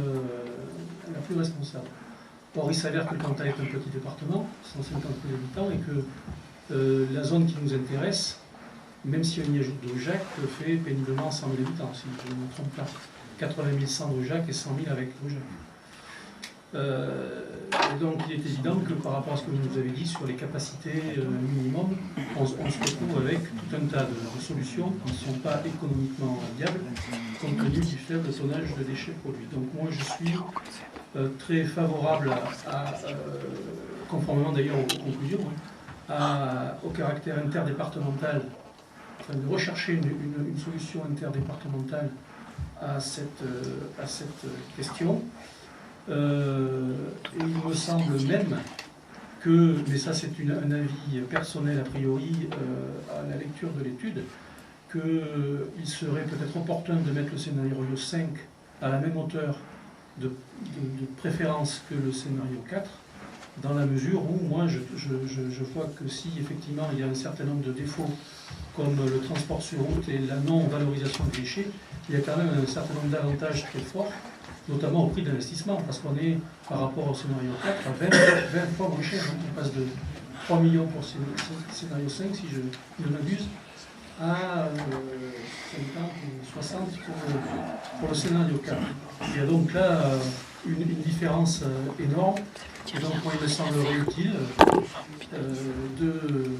d'indiquer peut-être dans l'ordre de préférence de mettre à égalité le 4 et le 5 et de laisser comme option, puisque c'est une option possible et qui a le mérite d'être étudiée, le traitement local en deuxième position. En tout cas, c'est comme ça que j'interprète encore une fois cette présentation qu'elle mérite de bien clarifier les choses et de raisonner en connaissance de cause, indépendamment du site à trouver.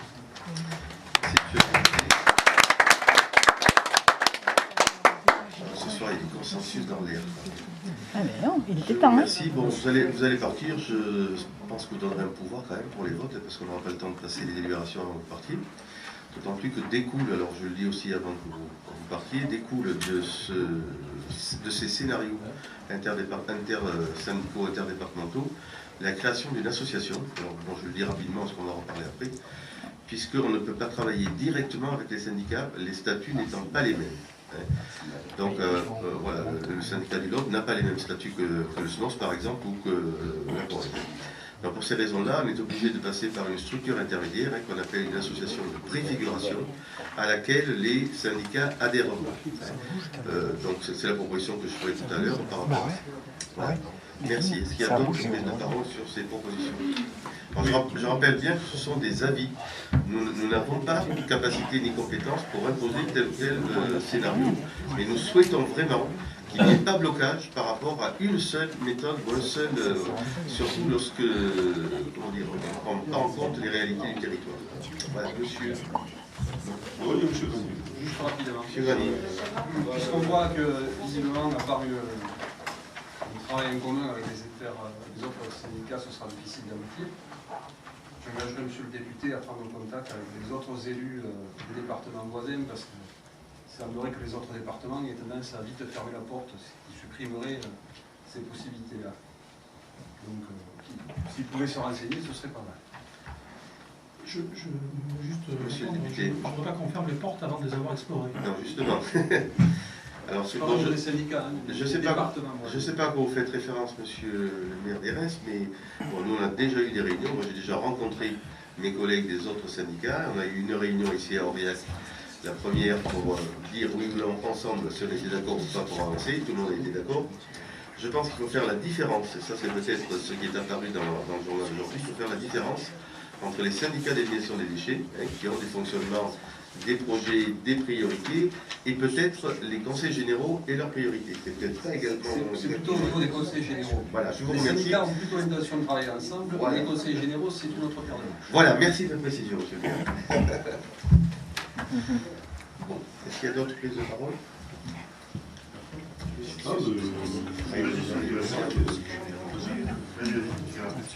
Monsieur le maire d'Itrac. Ouais, bah, écoutez, Monsieur le maire d'Itrac. bon, moi je suis depuis 2008. J'ai l'impression que on perd beaucoup de temps. Qu'il y a effectivement il y a un certain travail qui est fait là-dedans, hein, mais de ce que j'ai pu en connaître, il me tarde de voir des syndicats comme le nôtre avec à la tête un écologiste. Parce que compte tenu des problèmes environnementaux que ça pose et des contraintes de santé publique, des problèmes sanitaires que pose la gestion des déchets, il faudra, je pense, des gens qui soient très soucieux de la vie humaine et de l'environnement, parce que ça permettra peut-être d'engager le travail sur d'autres choses.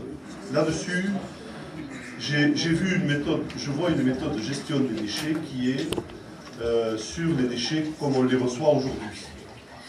Pas comme si on les triait dès le départ, pas comme si on valorisait tous ces, finalement, ce qu'on appelle les produits résiduels, hein, qui deviennent, comme on avait dit, des trésors dans nos mains quand on sait les revaloriser, les recycler ou mieux les trier.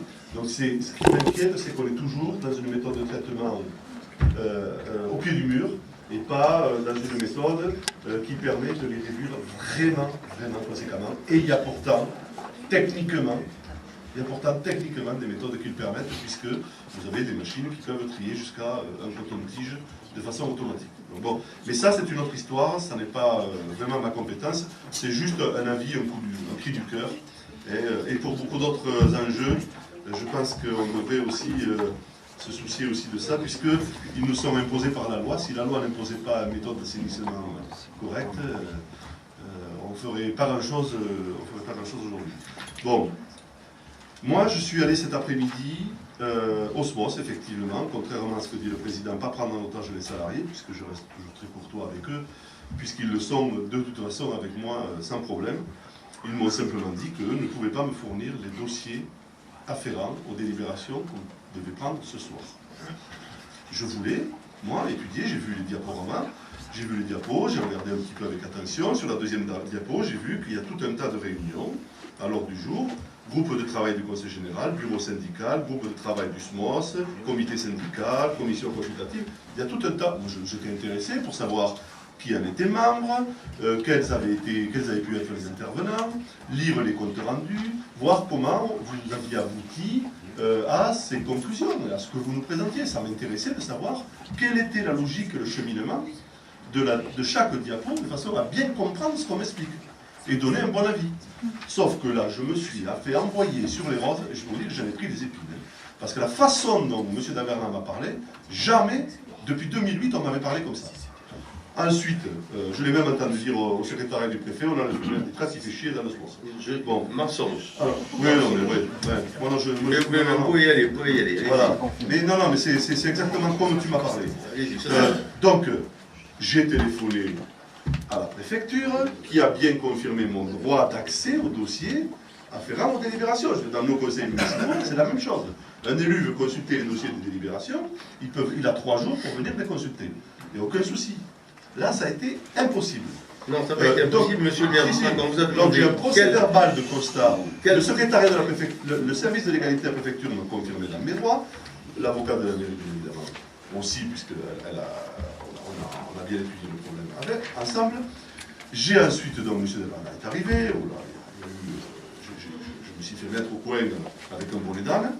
Et ensuite, j'ai donc fait venir un huissier. Et le huissier de justice a adressé un procès verbal. D'ailleurs, M. Davernat a demandé à son personnel de quitter les lieux. Et ils travailleront plus demain. Je les ai mis à l'abri. Voilà.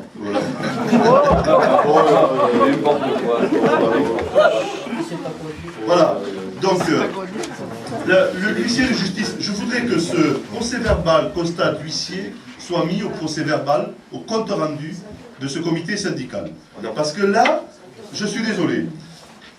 Quand on dit Monsieur Gallo a demandé à consulter les dossiers de toutes les délibérations qui sont à l'ordre du jour de la réunion. Monsieur Daverne a répondu que les documents seront présentés à la réunion. Donc je demande moi les comptes rendus de tous les bureaux syndicaux, du groupe de travail du SMOS, des comités syndicaux, des mises en révision du plan que vous devez avoir pour avoir élaboré tout ça. D'accord? Donc monsieur le maire d'Itrac, si vous êtes Monsieur le maire d'Itrac, si vous n'êtes pas d'accord sur la méthode, vous déposerez des recours. Là, vous êtes hors sujet. Je voudrais que vous reveniez à l'objet de notre travail. Est-ce que notre système qu'on appelle démocratie, est-ce que vous avez un avis qu'il y ait un d'entre nous qui soit exclu du droit? Est-ce que vous avez un avis à donner sur ce qu'on vient de présenter? Il y a un problème de forme, effectivement, mais de forme qui rejoint le forme. Je suis désolé. Si, après, c'est pas des petits bouts de forme, on va pas se tirailler sur des queues de cerises, je suis d'accord. Mais est-ce que, dans la mesure où il y en a au moins un d'entre nous qui est exclu du droit, je suis désolé, ça n'est plus du travail.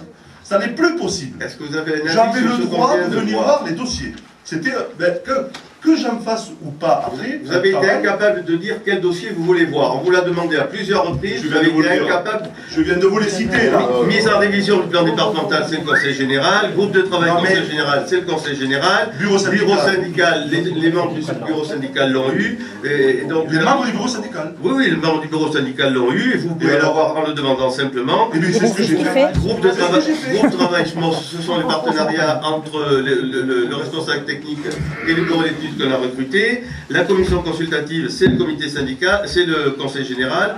J'en ai oublié le comité syndical du 16 novembre, vous y étiez. Vous avez eu la réponse. Bureau syndical, tu as une réponse. Groupe de travail sur les scénarios, c'était la finalisation du document qu'on vous a montré. Donc c'était un travail entre le bureau d'études et... s'il y en a qui continue à filmer, je vais faire évacuer la salle. Hein. Vous arrêtez ça tout de suite, monsieur.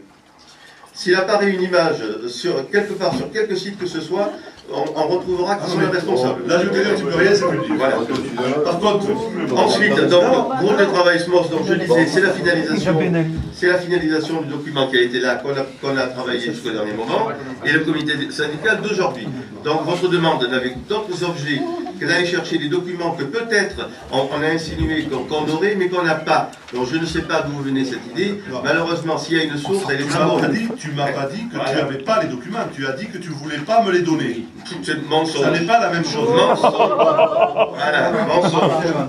Où est le manipulateur Est-ce que vous avez un avis là-dessus? Où il est le manipulateur? Est-ce que vous avez un avis là-dessus ou pas? Donc, par contre, j'ai demandé aussi d'autres documents sur les autres délibérations, sur tes décisions, sur toute autre chose. On va les avoir. Il y a eu nada, rien du tout. Tu es obligé légalement de me donner ces documents.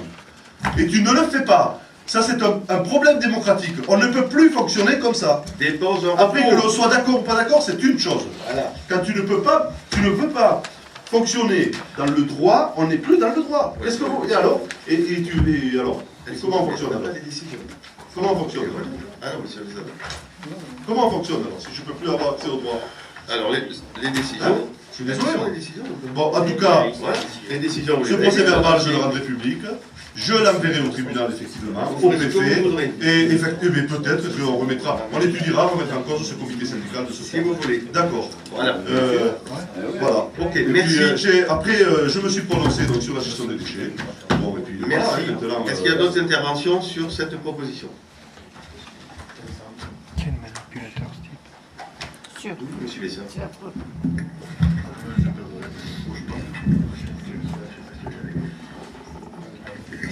Merci. Désolé, je vous oblige.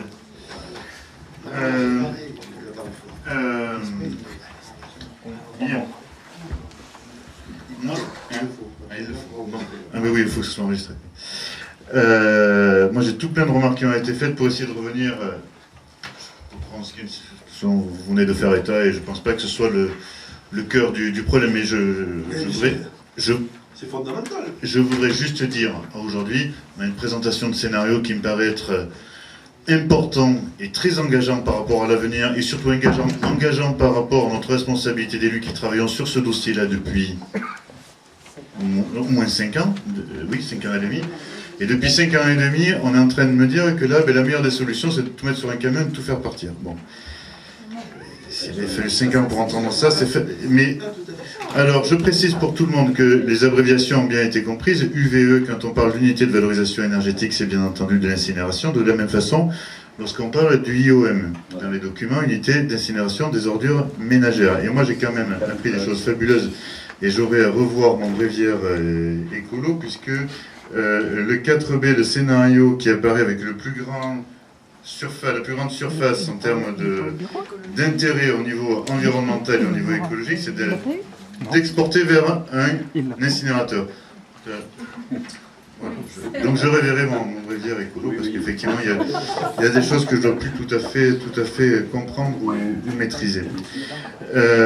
Et je reviens aussi sur le premier cadre, qui en fait est le vrai débat, c'est celui de la définition de notre périmètre. On se heurte à cette question depuis maintenant plusieurs mois, plusieurs semaines, c'est la définition de ce périmètre. Avec qui on travaille et jusqu'où, c'est quoi nos frontières? C'est le SMOS seul, c'est le SMOS plus RUGEC, c'est le SMOS plus RUGEC, plus d'autres à côté. C'est une question qui est effectivement essentielle, en delà même de la technique choisie, au-delà même du lieu où sera implantée cette technique. C'est-à-dire avec qui on travaille. Parce que moi, je ne veux pas que soit conditionnée la technique par rapport au lieu. Il ne faut pas poser les questions à l'envers. Il ne faut pas poser les questions à l'envers. Ensuite, par rapport à ce qui a été dit, moi je suis aussi, et je voudrais remercier le travail qui a été fait, associé au propos du président, au propos du député, pour remercier M. Lafont du travail qui a été fait, même si une présentation, lorsqu'elle est technique, ben, elle reflète toujours une certaine partialité qui est au moins celle de l'auteur de cette technique. Et moi je voudrais dire une chose, de façon très claire mais très amicale, tant vis-à-vis des deux techniciens que je vais citer là, ceux qui s'expriment dans la montagne aujourd'hui ou ceux qui sont exprimés là, la position sur les déchets, elle sera faite et décidée par des élus. Mais oui, oui, mais aujourd'hui, c'est peut-être pas tout à fait ce qu'on entend prioritairement. Donc je me permets de le dire, et quitte à ne pas me faire applaudir par le seul, ça c'est pas bien grave. Les élections, c'est pas le moment. Derrière, deuxième chose, moi je ne suis pas favorable, et je ne vais pas changer d'avis par rapport à ce qui a été dit, et ce que j'ai dit depuis le début. La priorité est la réduction à la source, la priorité c'est le tri, la production c'est etc. Les recycleries, les ressourceries, etc. On est tous d'accord là-dessus. Là où on n'est pas d'accord, c'est qu'est-ce qu'on fait de la fraction qui reste, de la part qui reste des eaux mers, on en fait quoi?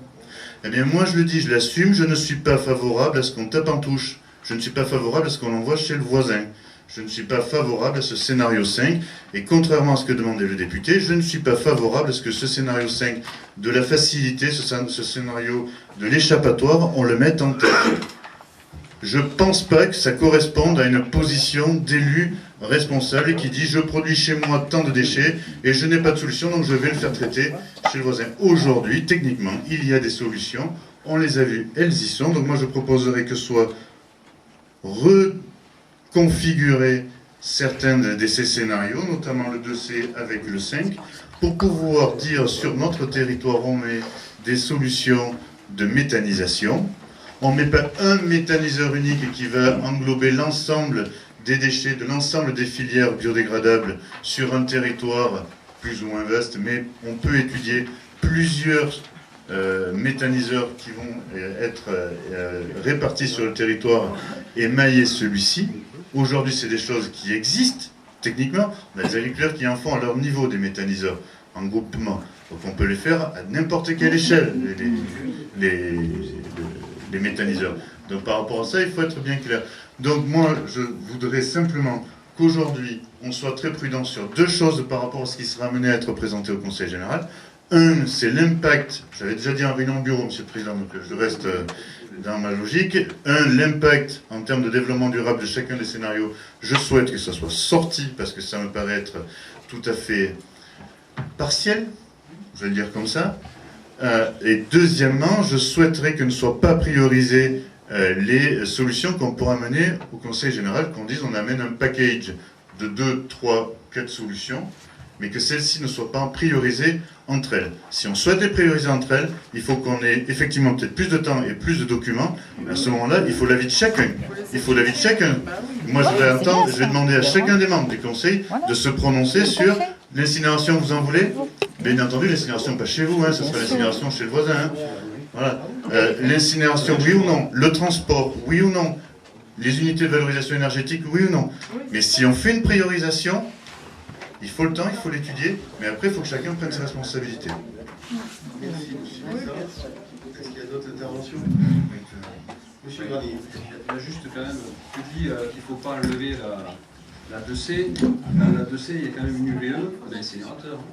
Non, non, je me précise. Si, 30 000 tonnes pour que ce soit efficace. Alors, si on peut reprendre la pellicule, monsieur Lafont, s'il vous plaît, sur la 2C, il y a aussi une solution qui n'est pas vue là, si on peut remettre la pellicule sur la 2C. La 2C, on peut... Non, mais je me suis trompé hein, dans les numéros... Dans la 2C, tu regarderas, UVE, CRS, 13 000 tonnes pour qu'elle soit valide, 30 000 tonnes. 2B, 2C. Donc sur la 2C, c'est effectivement cette partie qui va en CSA, qui peut aller sur d'autres endroits liés au numéro 5, c'est-à-dire trifil, c'est-à-dire trifil. Ah non, c'est pas la 2C en l'état. J'ai bien dit, je reprends mes propos, donc je me suis mal exprimé. C'est un mix entre la 2C et la 5, qui évite l'incinération. On garde la méthanisation, on enlève l'incinération. Merci. Est-ce qu'il y a d'autres interventions? Oui, Madame Marty. je voulais simplement, sans vouloir le contrarier, revenir sur ce que disait Vincent Bessa, dire que pour moi, effectivement, la technique et le périmètre sont absolument liés. Parce que la technique est conditionnée au tonnage et le tonnage est conditionné au périmètre. Donc, il est évident que les trois sont intimement liés. Et moi, je souhaite que les deux scénarios qui sont placés dans le premier carré sur vos documents 4 et 5 figurent bien en tête des priorités, tout simplement parce que nous avons aussi à nous soucier des coûts d'investissement. Vous savez, les uns et les autres, nous sommes au fond de la table des élus responsables, que vous savez tous que les finances des collectivités publiques ne vont pas se multiplier par 10 dans les années à venir. Quand on a des scénarios qui permettent des coûts d'investissement qui vont de 3 millions à 30 millions, ben les élus responsables que nous sommes doivent les étudier les uns et les autres, me semble-t-il. Enfin, je voulais simplement dire qu'il y a, à M. Gallo, qu'il y a autour de la table des élus qui sont tous soucieux de la santé de leurs concitoyens et que personne d'ici ne souhaite les empoisonner. Je le dis parce que... Alors prenez les décisions en conséquence. Voilà, quelle que soit leur étiquette politique. C'est tout. Mais il faut prendre des décisions en conséquence. Alors, est-ce qu'il y a d'autres interventions? on ne fait pas venir des repas de Normandie. Monsieur... Oui, préciser le timing de la démarche, parce que si je comprends bien leur démarche, le SMOS présente un panel de solutions. Donc, ça n'est que consultatif. Ensuite, le Conseil général établit son projet de plan départemental. On se retrouve en 2014. Ensuite, on prend les démarches. Le plan suit les démarches réglementaires, les commissions, les gens consultés. On est en 2015. Bon, ensuite, il faut travailler avec d'autres syndicats, d'autres élus. Alors, les techniciens, je ne me fais pas beaucoup de soucis, ils tomberont d'accord, y compris les techniciens des autres départements. Quant aux politiques, je ne suis pas certain. Donc là, à mon avis, on en prend pour 10 ans. Voilà. Alors ça, bon, là, moi, je ne me prononce pas là-dessus. La proposition qui est faite là a un but quand même de mettre à disposition des élus un certain intérêt dans le domaine des déchets, côté économique ou côté production d'énergie. Donc on peut supposer aussi, parce que là, bon, pour le SMOS, nous, la révision du plan départemental, nous, on a l'avis à donner pour l'instant. Et ensuite, ce seront les collectivités qui se positionneront. Nous, pendant ce temps-là, on va continuer à travailler. Hein, c'est vrai que le côté bioréacteur, bon, on a bien avancé, je peux dire quand même qu'on a un dossier solide actuellement. Les autres techniques, on va les travailler. S'il apparaît ensuite que des élus sont intéressés par les propositions, ils se manifesteront. Je pense que ça pourrait activer les choses. Ouais. Un méthaniseur, ça n'a rien à voir avec d'autres équipements quand même. si ce n'était pas le cas, et c'est pour ça que Madame Marty, je souscris pleinement à ce que vous dites, si aucune méthode, il n'y a aucun intérêt pour quelque méthode que ce soit sur le territoire, moi je peux vous dire qu'au niveau soit des collectivités, soit au niveau surtout des entreprises privées, la demande est grande pour récupérer nos déchets, je vous le dis. Donc il n'y aura pas de souci, hein, voilà. Mais à partir du moment où il est proposé aux élus d'intégrer le traitement des déchets dans la production énergétique et donc la mise à disposition pas chère de moyens qui par d'autres moyens sont très chers, moi je pense qu'il va y avoir un intérêt. Autant l'incinérateur sur notre secteur, je ne vois pas bien comment il pourrait arriver, ça je le dis honnêtement, autant un bioréacteur d'une taille telle que celle qu'on a vue, je ne vois pas très bien non plus, autant je pense que la méthanisation et le tri des déchets, là, va arriver. Et je le dis d'autant plus que, bon, j'ai lu tout à l'heure un article par rapport au tri des biodéchets, ça c'est quasiment acté, mais il y a d'autres travaux qui sont actuellement pour déclasser, ou classer, ou reclasser plutôt, je dirais, les CSR par exemple, pour les faire sortir de leur état de déchets, pour les passer à d'autres statuts. Y compris aussi, je crois, le compostet qui est en train de... je ne vous dis pas de bêtises, monsieur de la Roche. Voilà. Donc le tri des déchets, et dans tout ce qu'on a dit là, la proposition la plus dans ce sens-là, c'est quand même le scénario de la méthanisation. D'autant plus là aussi, je dirais, qu'on est dans un territoire agricole, que les agriculteurs produisent de la matière première dans ce sens-là, et que l'on peut très bien avoir, au niveau d'un département, bon, qui est ce qu'il est, qui n'est pas pire que les autres, qui a du potentiel en tous les cas, utiliser ce potentiel-là. Hein. Voilà. Donc, on ne peut pas le faire seul, c'est impossible, hein. On ne peut pas y arriver là. La chaîne d'équipement qu'il faut pour arriver à trier les déchets est importante. Alors c'est vrai qu'on peut toujours dire, comme on l'entend, on n'a qu'à demander aux gens, ils le feront. Je veux bien, hein, mais bon, on peut essayer d'abord. Hein. Voilà. Et donc, bon, la proposition qui est faite là, je répète, c'est un avis. C'est-à-dire qu'on demande au Conseil général de ne pas exclure des possibilités qui pourraient s'avérer intéressantes à un moment. Hein. Ce qui avait été fait dans le cadre de ce plan départemental. C'est tout ce qu'on demande. On ne demande pas ce soir le choix d'une technique. Donc ce qu'on a mis là, c'est en gros ce que l'on pourrait éventuellement trouver sur un territoire élargi à d'autres secteurs, d'autres départements. Hein, si on parle d'incinération, c'est qu'il y a un abri, on ne peut pas le nier. Hein. Si on parle de bioréacteurs, c'est que l'Aveyron est dans ce sens-là. Et quant à la méthanisation, pour l'instant, elle est à un départ de travail. Donc moi, je propose, hein, dans la délibération qui suit, d'adopter ces propositions à mettre en avis au prochain comité consultatif de la réunion du plan départemental, les propositions qu'on a fait telles qu'on les a définies. Madame Martin. Permettez juste une précision, c'est pour répondre à M. Bouygues, effectivement le plan départemental est actuellement en révision, un calendrier est prévu, et alors je le dis de mémoire, hein, je ne certifie pas, mais je vérifierai, je vous dirai, je pense que c'est fin 2015 que le plan sera arrêté.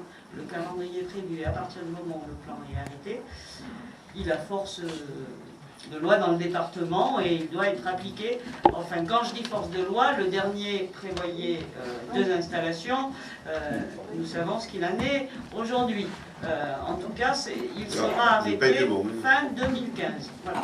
Et je voulais juste faire une précision, c'est que nous avons sur notre territoire un incinérateur qui fonctionne et qui n'a, à ma connaissance, pas posé de problème à qui que ce soit.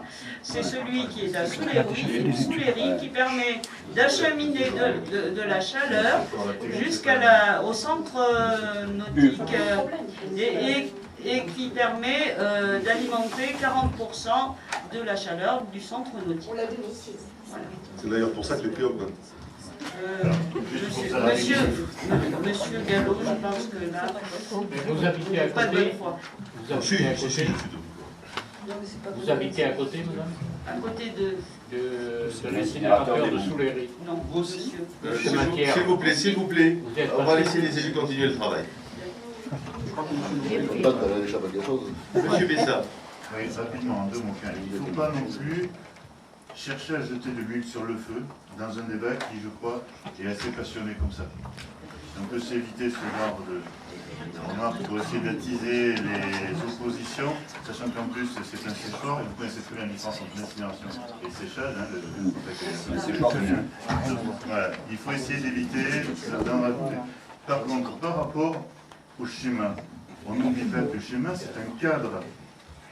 C'est un cadre général dans lequel on évolue. Le cadre général précédent interdisait par exemple l'incinération. Ça n'a pas empêché, Ça n'a pas- monsieur voilà. le Mais le président, cadre- d'autoriser Brujac, d'acheminer ces déchets vers l'incinérateur des Gouttes. C'est très bien. Après l'ouverture. Ça ne nous a pas, en tant que conseil général, empêché. Ça a été après l'ouverture de la révision. Non, avant. Non, peu importe. Sur cet aspect-là, c'est un cadre. Donc quand André Bouygues dit ça veut dire qu'on est obligé d'attendre le 15. Non, on n'est pas obligé d'attendre le 15. Il est fort probable que la réalité des choses, et vu l'envie de traiter ce problème d'une façon générale, je dis personne en particulier, vu ce qu'elle est aujourd'hui, il est très probable qu'effectivement le calendrier soit celui qui vient de donner, mais le schéma en lui-même n'empêche pas les élus d'avancer, de faire des propositions et de les faire valider, et que ces propositions puissent être mises en œuvre. Simplement, on sait qu'une fois que ce cadre du schéma sera posé, il y a des choses qui seront autorisées, des choses qui seront interdites. C'est un cadre dans lequel on doit évoluer. Voilà. Après, on n'est pas obligé d'attendre que le cadre soit pondu pour faire les choses. Quoi. Donc si aujourd'hui il y a des volontés d'agir, on peut être satisfaites. Ok, merci. Donc, bon, vous avez... Oh, pardon, Non, simplement, je veux dire, non, mais bon, effectivement, le SMOS va continuer à travailler. Seulement, je me pose des questions parce que la solution sera validée, l'option sera validée fin 2015.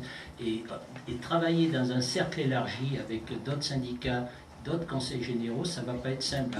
La meilleure preuve, c'est qu'on va créer déjà une structure encore intermédiaire.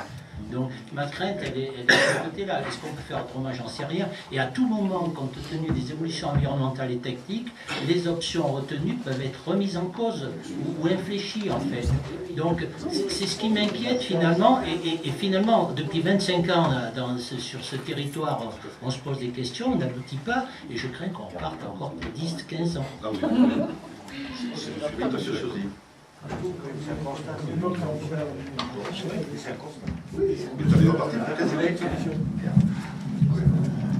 Monsieur Bouygues n'a pas besoin qu'on le défende ou quoi que ce soit. Je pense que je le connais depuis pratiquement 2001 ou 2002, dans des conditions où c'était beaucoup plus agressif que là, me semble-t-il. Donc moi je trouve qu'on vit une époque formidable, parce que tout le monde arrive avec ses certitudes. Je crois qu'il vient encore de le dire, il a eu la sagesse de le dire, ce qui ressortira du plan départemental en 2015. Les choses qui vont ressortir, les solutions techniques, est-ce que ce seront celles d'aujourd'hui? On n'en sait rien. Donc vivons calmement, et en dehors des effets de manche et des effets de forme, ça serait bien qu'on continue effectivement à travailler, à étudier toutes ces solutions. Il n'y a pas si longtemps, on était sur le bioréacteur, c'était formidable. Aujourd'hui, on voit bien qu'il y a d'autres choses. Et quand monsieur là-bas de la Roche, je crois, j'ai retenu son nom, nous indique que de toute façon, on est pauvre, on n'a pas assez de tonnage et qu'on ne s'en sortira pas tout seul, il faudra bien à un moment ou l'autre qu'on prenne des décisions. Mais c'est pas possible. Ils vont finir par venir à la peser en parquet. Restons calmes et Ils vont finir par proposer la peser en parquet. on essaye par cet avis de faire en sorte que le plan départemental ne soit pas fermé. Ok, Il n'a plus rien à donc, faire. vous avez la délibération sous les On va se yeux. mettre à voter. Est-ce que vous voulez que je la relise à l'entier? Non, on va voter la part. Donc la délibération propose le scénario 1, optimisation des valorisations énergie et matière, mise en place d'un schéma de traitement local élargi à un périmètre interdépartemental. Scénario 2, réduction maximale des déchets par optimisation de la prévention et du tri et exportation du reste. Et scénario 3, installation locale du traitement avec valorisation énergétique localement. Scénario avec SMOS et ou Drujac. Je propose de mettre cette délibération en voie. Est-ce qu'il y a des questions sur la délibération elle-même? Donc je la J'aurais mets en aimé voie. avoir les dossiers afin de pouvoir m'exprimer, et je souhaiterais que le procès verbal de constat fait par l'huissier soit mis Le dossier de cette délibération. Là, le dossier. J'entends Dans votre toutes les demande. délibérations. J'entends votre demande. Votre constat ne fait pas partie du groupe du syndicat. Il ne sera pas joint au procès verbal. Vous pouvez ensuite l'adresser à tout le monde. Ils l'auront comme ça. Donc je mets la délibération au voie qui est... Oui. On reprend pas là les scénarios de qualité là. Bien sûr. Alors, je fais cette proposition. C'est 3 autres scénarios. Oui, donc oui, 2 secondes quand même.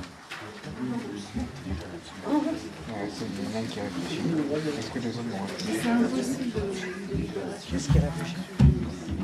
Un vote. Un tour de table. C'est ça aussi la démocratie.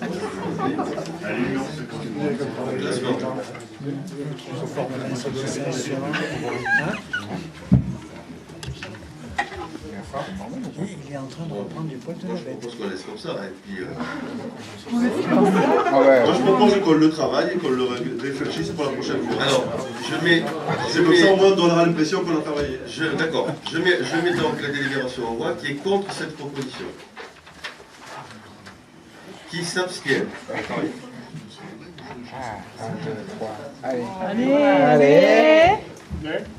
Moi, je ne participe pas au vote. Donc elle est adoptée. Et donc elle sera donc lors la proposition que le SMOS fera lors du prochain comité de pilotage la délibération suivante découle exactement donc de cette délibération. Il s'agit de la création de l'association de préfiguration. Vous voulez vous calmer, madame, sinon vous sortez. Pardon? Voilà, parce qu'on peut très bien continuer à travailler sans vous, s'il le faut. Parce que vous travaillez, monsieur? Oui, on travaille, oui, madame. Donc, on est donc sur la création de la commission de préfiguration, de l'association de préfiguration. Donc, je rappelle rapidement, donc, des contacts avaient été pris entre le Lot et le Cantal, la Corrèze et l'Aveyron et le syndicat de Jacques. On avait convenu que dans le cadre du fonctionnement actuel des traitements des déchets, des difficultés des uns et des autres, parce que tout le monde a des difficultés dans ce domaine-là par rapport à l'évolution des plans départementaux ou la création d'équipements, il serait bon d'évaluer entre nous le potentiel et les possibilités offertes par un territoire élargi autour, on va dire, du sud-ouest du Cantal, du nord du Lot, de la Corrèze et de l'Aveyron. L'association de préfiguration fait l'objet d'un travail donc, par les responsables techniques. Une proposition a été faite, elle a été validée par les juristes, et donc ces statuts seront ceux qui feront fonctionner l'association dans les premiers temps. Pour adhérer à cette association, il faut une délibération des syndicats de déchets. Donc cette délibération est destinée à vous demander l'accord pour adhérer à cette association. Y a-t-il des questions là-dessus? Oui, mais là aussi, je n'ai pas pu accéder au dossier, donc je souhaiterais que... Et quel dossier, monsieur le maire d'État? Quel dossier? Vous l'avez là, sous les yeux? Il y a marqué, il y a des réunions... Non, c'est pas un dossier, ça. C'est pas un dossier, ça. Ça, c'est des papiers avec un statut. Rien, c'est pas dossier. Ok, bon, est-ce qu'il y a des questions sur Il n'y a pas de réunion de travail, il n'y a rien, quoi. Les comptes rendus de réunion, les contacts pris, enfin je sais pas. S'il n'y a pas d'autre... C'est comme ça se fait comme ça, c'est présente au comité syndical et il faut voter? Non, monsieur le maire d'Itrac, il y a un bureau et le bureau régulièrement il valide ce qui est proposé. Il y a des comptes rendus du bureau alors? Il y a des comptes rendus du bureau. Et pourquoi j'ai pas eu accès aux comptes rendus du bureau alors? Parce que vous ne l'avez pas demandé et qu'il est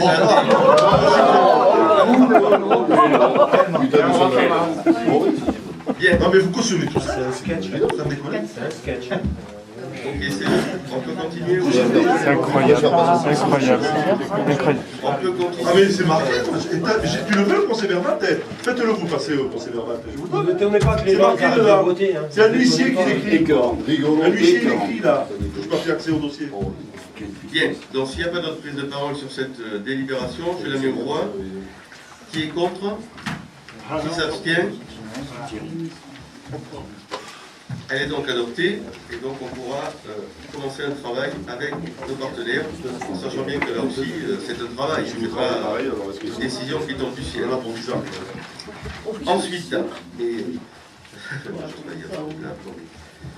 C'est pareil, l'école.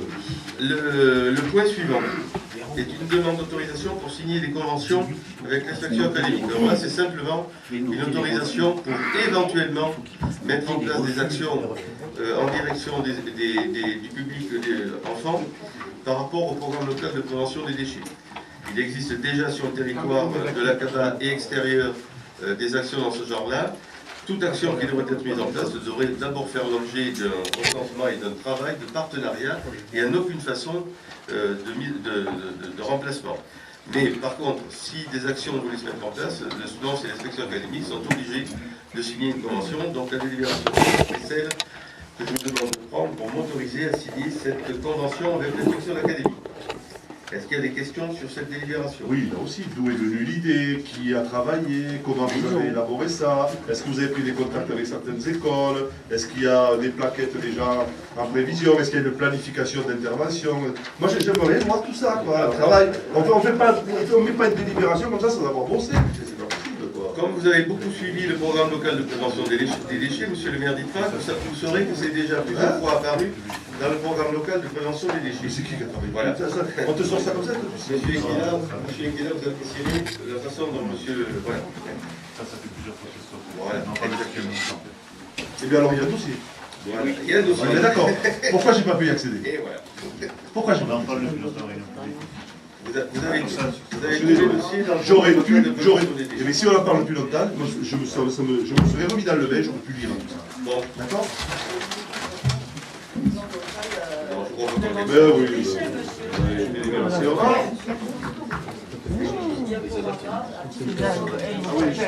D'ailleurs, on m'a dit que le nom de l'inspecteur d'académie a changé, donc il faudra le corriger. Ok, très bien. Et voilà. Merci. Je mets cette délibération au voix. Qui est contre? Qui s'abstient? Elle est adoptée. Et la délibération suivante, c'est la même, mais à destination des, des magasins, hein, de façon à ce que l'on puisse, comme cela a été fait déjà une fois dans le cadre de la réduction des emballages, pouvoir travailler dans les locaux privés de magasins. Donc là aussi, j'ai besoin d'une autorisation du comité syndical pour signer des conventions avec les responsables des magasins. Est-ce qu'il y a des questions sur celle-là? La même chose. Très bien, je la mets aux voix. Qui est contre? Qui s'abstient? Elle est adoptée. Le point d'après, qu'est-ce qu'il y a d'autre?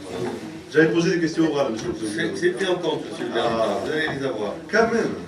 Bon, il y a la salle.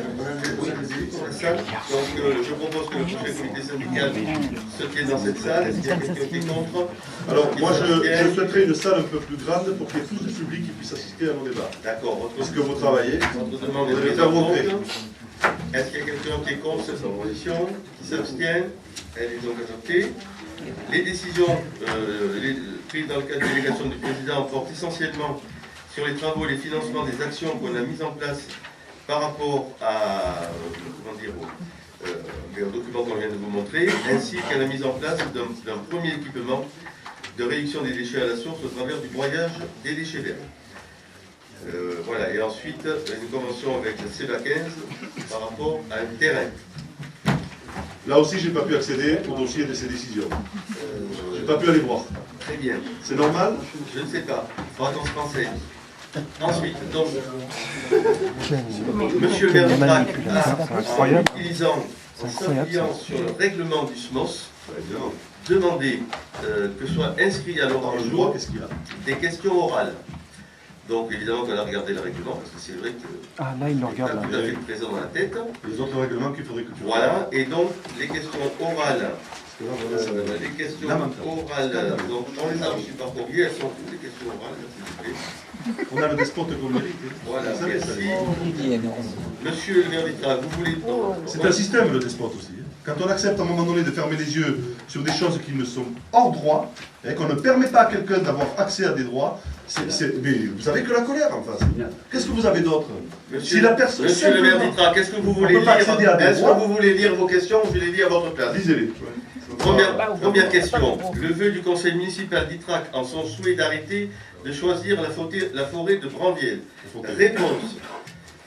Donc, où est-ce qu'il y a les réponses? Concernant la délibération du conseil municipal d'ITRAC qui a été transmise au SMOS, les délibérations prises par une municipalité ITRAC ne s'imposent pas de droit aux autres établissements publics dont elles relèvent, SMOS, par adhésion à l'établissement public des coopérations intercommunales à laquelle a délégué ses compétences CABA. Le SMOS n'a pas délibéré sur la proposition de la mairie d'ITRAC. L'étude de cette question est prématurée entre le travail des orientations stratégiques du futur plan, comme cela vient d'être présenté et débattu, où l'on demande justement à ce qu'aucun site ne soit mentionné. On vient lors de cette séance de porter les propositions vers une évolution du cadre organisationnel du traitement des déchets sur l'Ouest Cantal. Donc cette demande est prématurée. Deuxième question. Prématurée, attendez. Les études d'équivalence. Alors, on va reprendre le règlement, monsieur le maire, si vous voulez. Les questions orales portent sur des sujets d'intérêt général. C'est le cas. Elles ne donnent pas lieu à des débats. Voilà, c'est écrit dans le règlement. Vous l'avez pas vu. Donc j'ai posé 3 questions. Ça ne vous a pas échappé. J'ai posé 3 Deuxième question. Les études d'équivalence concernant les investigations dans Branviel. Ces études ont déjà fait l'objet d'une présentation exhaustive, objective et détaillée lors de la réunion de travail du 29 juin 2012, à laquelle tous les élus du SMOS avaient été invités à participer. Cette présentation a été faite par l'ingénieur du cabinet Antea en charge de l'étude. Le rendu de cette étude d'équivalence a été mis en libre consultation sur le site internet du SMOS. Enfin, l'examen de ces études a déjà conduit à une décision du SMOS, prise dans la délibération 2012-13 du comité syndical du 12 juillet 2012, qui peut être mise à l'annexe. Sur la troisième question, la présentation des études faune-flore. Alors, le contenu des études a été mis en ligne sur le site internet du SMOS dans son intégralité, sans aucun commentaire, conclusion ou observation spécifique du SMOS, autre que celle du cabinet SAGE Environnement, qui a réalisé ces études en toute objectivité et neutralité, de façon experte et indépendante. Une note de synthèse a été réalisée par les services du SMOS pour une lecture rapide, en reprenant la conclusion suivante. Les investigations écologiques ont permis de mettre en évidence les éléments suivants. Amphibiens, 4 espèces protégées observées sur l'ensemble de la zone d'étude. Reptiles, 3 espèces de lézards protégés ont été contactées, ont été repérées dans la langue humide d'un pays bleu. Il y a le lézard sur les bas-côtés des cheminements forestiers et au droit des lisières forestières. Avifaune, les espèces observées sont relativement communes. On compte toutefois 2 espèces relevant de l'annexe 1 de la directive oiseaux. Insectes, groupe assez bien représenté dans la langue humide à Moligny, bleu. Toutefois, aucune espèce protégée n'a été contactée.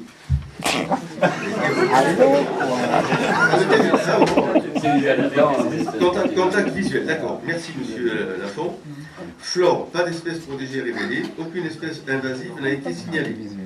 Habitat, présence de 6,8 hectares de zone humide au total, qui, si destruction il y a, devront faire l'objet de mesures compensatoires, création de 10 hectares au total. Présence de 3 habitats d'intérêt communautaire. Les mesures compensatoires et de réduction présentées dans l'étude restent des orientations adaptées au contexte écologique de la zone d'étude, mais qui demanderaient à être approfondies si le projet devait prendre forme. Compensation des zones humides, création de 10 hectares, reboisement 17 hectares. Déplacement d'espèces protégées, reconstitution d'habitats, reptiles, suivi écologique. Voilà, monsieur le maire de Trac, j'ai répondu à vos questions. Il en manque sur le coup. Moi, je ne sais pas si ça va durer longtemps, donc on continue avec cette histoire de Branviel. Je crois que ça apaiserait tout le monde, puisqu'on n'y est plus. Pourquoi ne pas dire on arrête tout, Branviel n'est plus cité, et pourquoi ne pas changer les statuts finalement du SMOS, puisque déjà, par la première délibération, vous avez changé les fondements même, pourquoi ne pas les changer et éliminer tout ce qui est site choisi. Merci, monsieur le maire d'Étrac. Est-ce qu'il y a d'autres questions? C'est ce que je dis. J'ai posé une question là. Non, ça y est. Ah. Parce que j'avais une remarque à faire, oui. Dans une lettre que vous me faites, du 5 mai 2011, où je vous pose des questions juste avant les fouilles. Vous me répondez par une phrase, tu me réponds, excusez-moi, par la suite du projet. Je demandais, par exemple, sur quelle sera la décision au gouvernement de cette histoire. Par la suite du projet, qui dépendra notamment des résultats des études préalables de caractérisation hydrogéologique et de la décision du comité syndical du SMOS qui en découlera. Donc, les études sont terminées. Quelle est la décision qui en découle du SMOS? Et ça, c'est un objet complet d'un travail ultérieur. Signé. Bien. Ça fait plus partie de vous attendez l'objet. les élections de 2014, c'est ça? Oui. Non, c'est ça. Ouais. Bien. C'est ce qu'on m'a dit. Merci en tous les cas de votre participation. Et on reporte la prochaine.